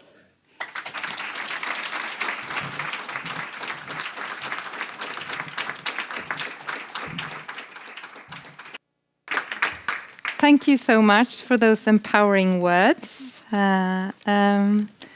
I started today by reading out one of these stories from these petitions from the Nordic countries that you have been seeing on screen in the breaks.